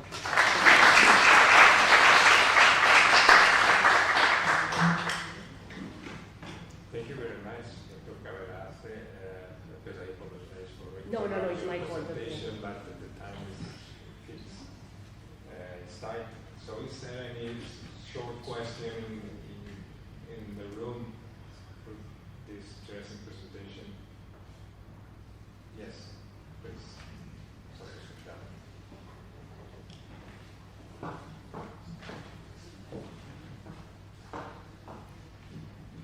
Well, it's not entirely clear to me. The changes that you see, is that because of legislation that is changing, or is it because you expect that employers are creating better working conditions? The change I expect after this, I think a change should come from both sides.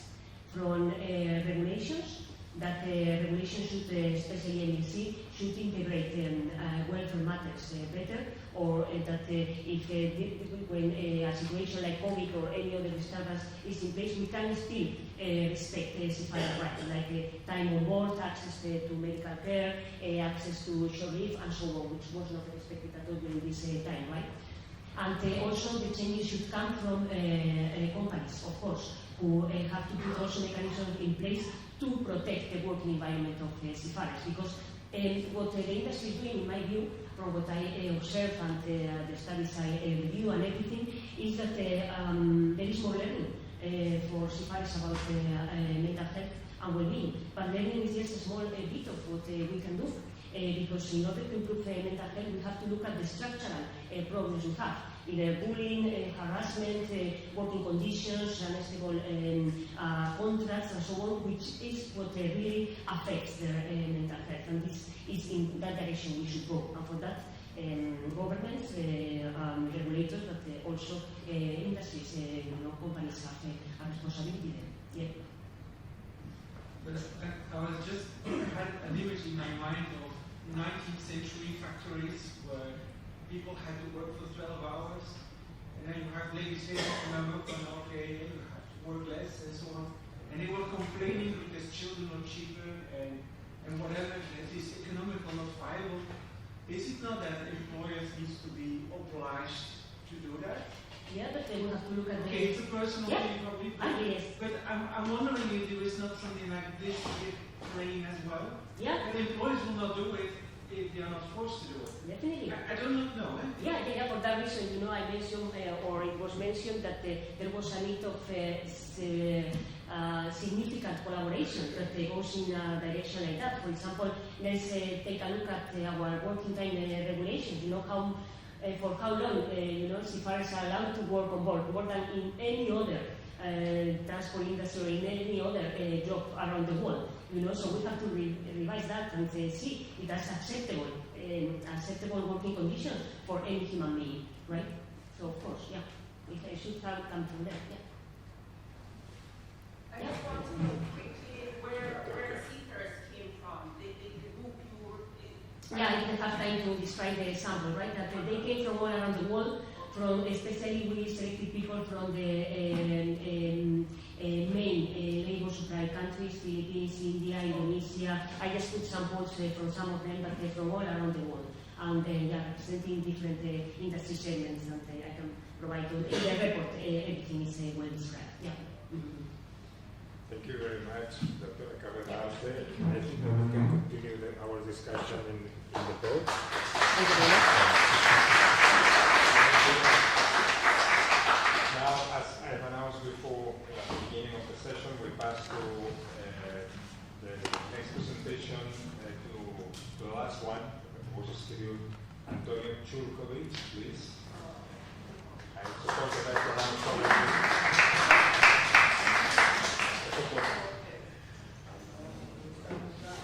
Well, he is a student attending the last year of a master's degree program in the field of maritime organization. He finished his bachelor's degree in the field of nautical science and maritime transport, and his cadetship and the cadetship program for high-speed draft vessels starting in June. While on bachelor's degree, he studied, when he was studying bachelor's degree, he was given a STEM scholarship based on his grades.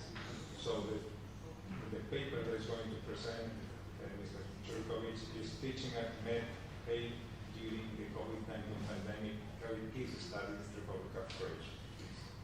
Greetings everyone. Today's topic is teaching at Med-8 during the pandemic, the COVID-19. It's a case study of Republic of Croatia.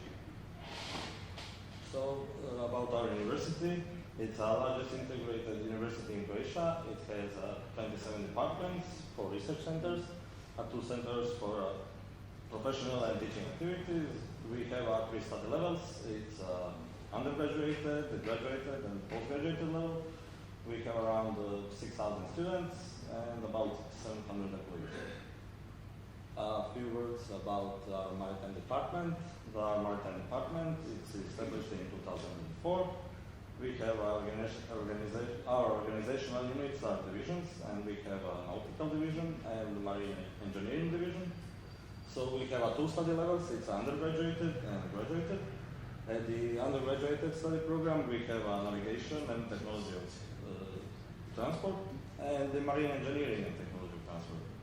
For our graduated study program, we have all of our undergraduate study programs. They are in accordance with the convention of STCW 1725, and we are providing the courses and special education for our students and seafarers that are too in accordance with the STCW 1725.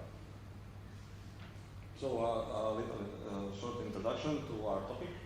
So before the COVID-19 pandemic, our learning was not present in higher maritime education system. So during the COVID pandemic, we had to adapt the teaching methods and the courses to enable the online learning.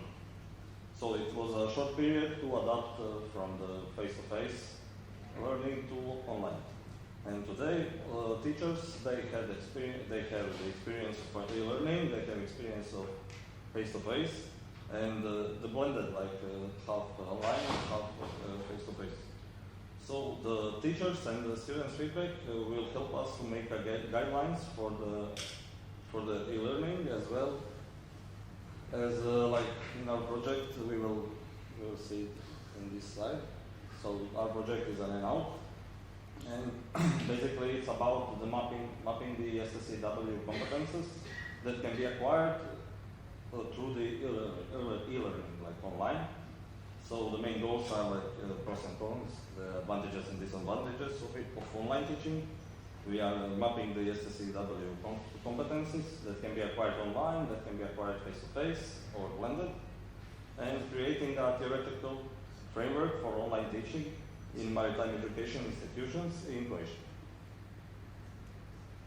So our methodology that we used is we conducted a field research in the maritime education institutions.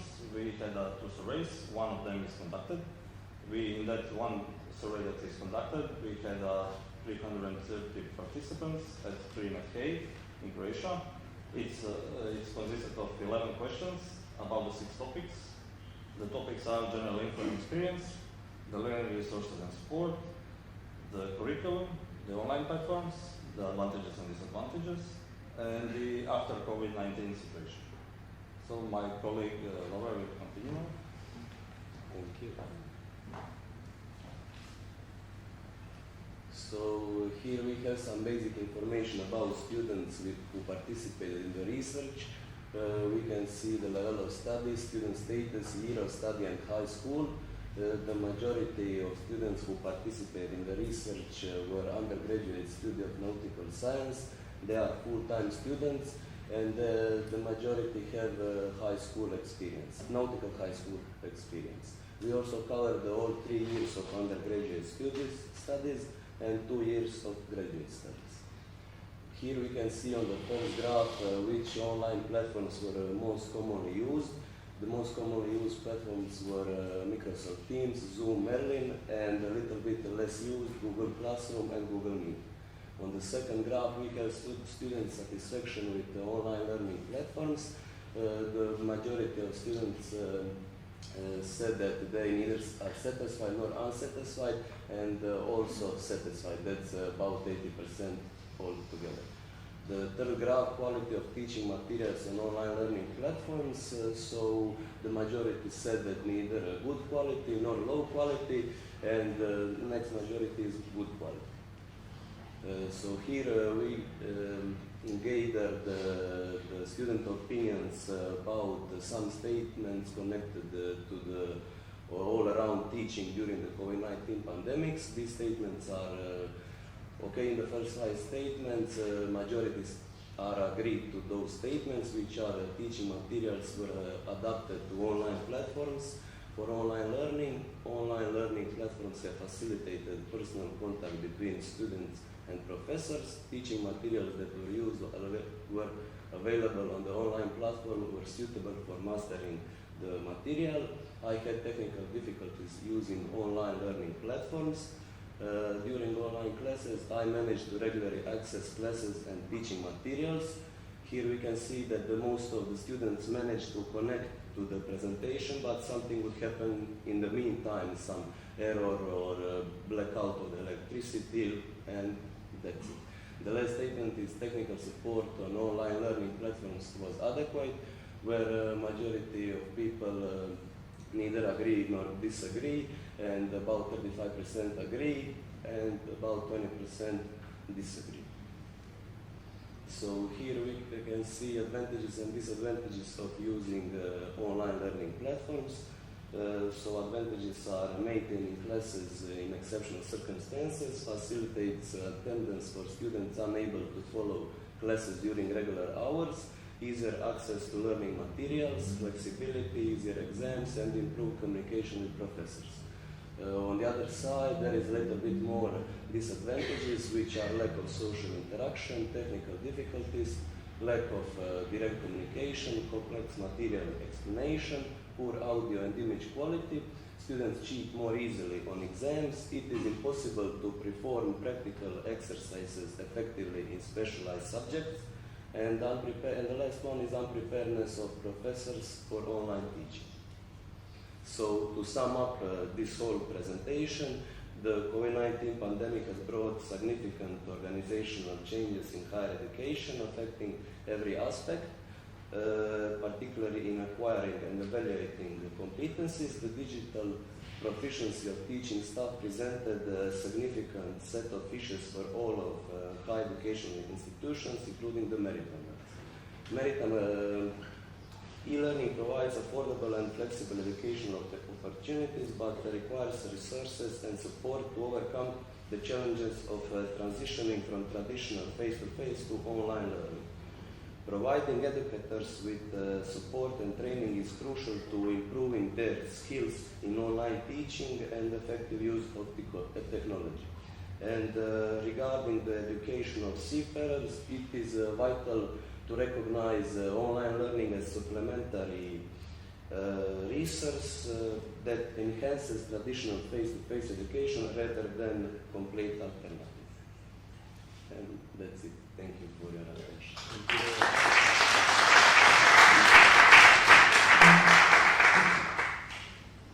Well, is there any question in the room for this interesting presentation? Now we have time. Please. Of course.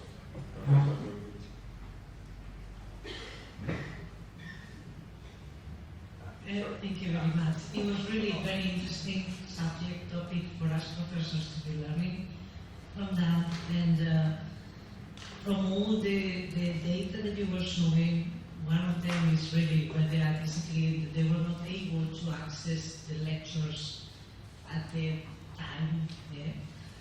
And one of the things that I was learning after the pandemic, when I was able to speak face-to-face to the students, to be asking how were the experiences, was that not everybody was having access to a computer. Yes. In the best of the cases, they had to be sharing the computer with brothers and sisters, and some of them were not even having access to the internet. Yes, that's true. So, and that was one of the challenges that nobody was thinking about when we went to the online methodology. So, what are your thoughts about this? My thoughts, in my opinion, I think the biggest problem is practical stuff, because it can be done through online. I think we should do it face to face, because we must feel the consequence of those things, so we can be able to do the job properly, because through computer we don't even realize some stuff. Thank you. In my opinion. Professor Wundic maybe was first after that. Yeah, one of the disadvantages you have mentioned that it is easier to cheat. Yes. So, what is your opinion that how this can be restricted? Can you repeat the last word? As students are cheating yes. on online mode during the exam, so how you can restrict that? What is your suggestion? Well, for online learning, it's basically using a web camera or sharing a screen. So, the most common way is like, if you have a web camera, we can see the situation around. So maybe some of the students may like have in the room some friend or some like materials on the walls and mobile phones. So maybe a web camera, like from laptop, and sharing a screen so they can like search the internet. Actually, we also face this problem during this pandemic, during the exam. So what we do, we did at that time, web camera was must, definitely it was must. At the same time, we took the help of AI. So AI, the software is designed in such a way so that if any background noise is there, the body movement of the candidate who is writing, his eye movement, everything was being captured with the webcam. And AI was there to detect whether some cheating is going on or not. If the AI detects yes, there is a cheating, the AI used to lock the software for that candidate for next 10-15 minutes. So that we implemented. I was wondering if you have a better idea from that. Well, we didn't use that kind of software, but it's a very good solution. Yes. Because all of these answers are from the survey. We analyze the student opinions, everything what's said. Professor Wundic.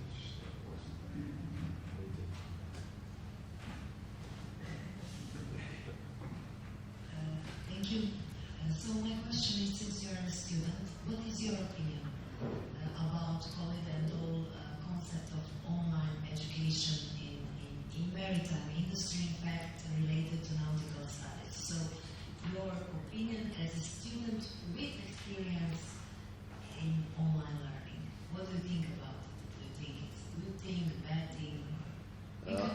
Yes, I think there is some good stuff about. Only one is that some students which are not able to be present at the time, or they are on board, or they cannot arrive, and maybe it can provide learning for them also. They don't need to be here. That's the only good thing about online learning, in my opinion. Can we do that for all subjects?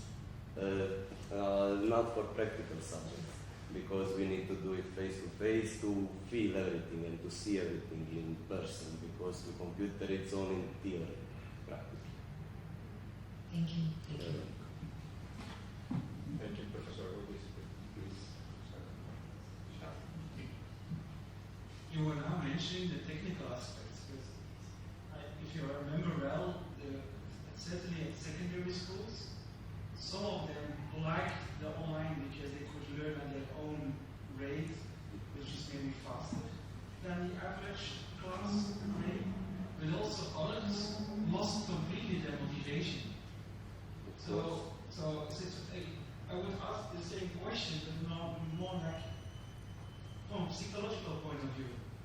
Did you like the online things, considering the emotional aspect, or not?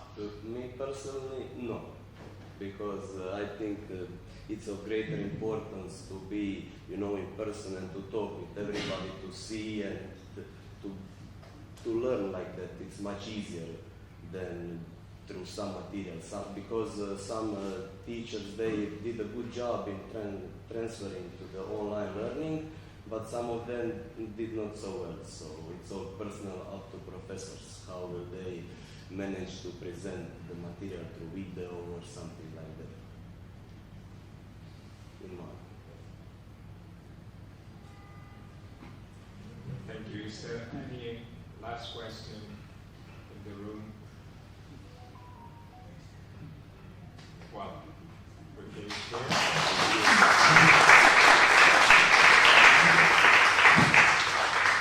I don't know who is Antonio. If you want to write your name, because I think we can maybe your certificate. Okay, great. Thank you.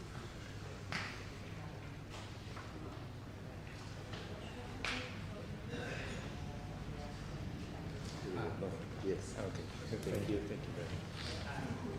Wow. We have arrived to the end of the Congress. I want to thank you, really thank you all the delegates for their contribution, for making it possible to do this Congress. And I want to remind you that this is the 10th edition. So when Professor Oliveira, 23 years ago, started this Congress, I think that now he would be very proud, yes, sorry, but proud of looking that his Congress is still alive. I also want to thank to the members of the scientific committee for this work. It was excellent, and all the comments were arrived on time. And why not?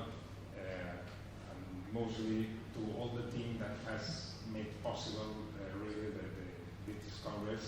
And I repeat again, like in the beginning, to Professor Marcelo Castells, that was the best organizer of all the Congress. Dr. Clara Moren, I see the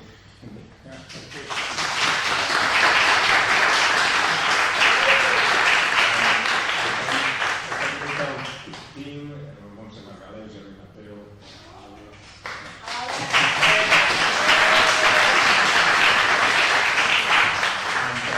and all our friends that has helped us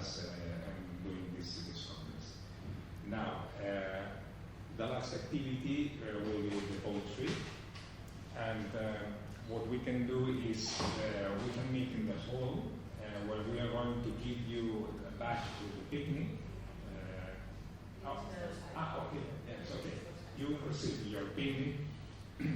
What we wanted to know is how many persons wanted to attend to the boat, just in order to have enough picnic for everybody, but at least you will be the first ones.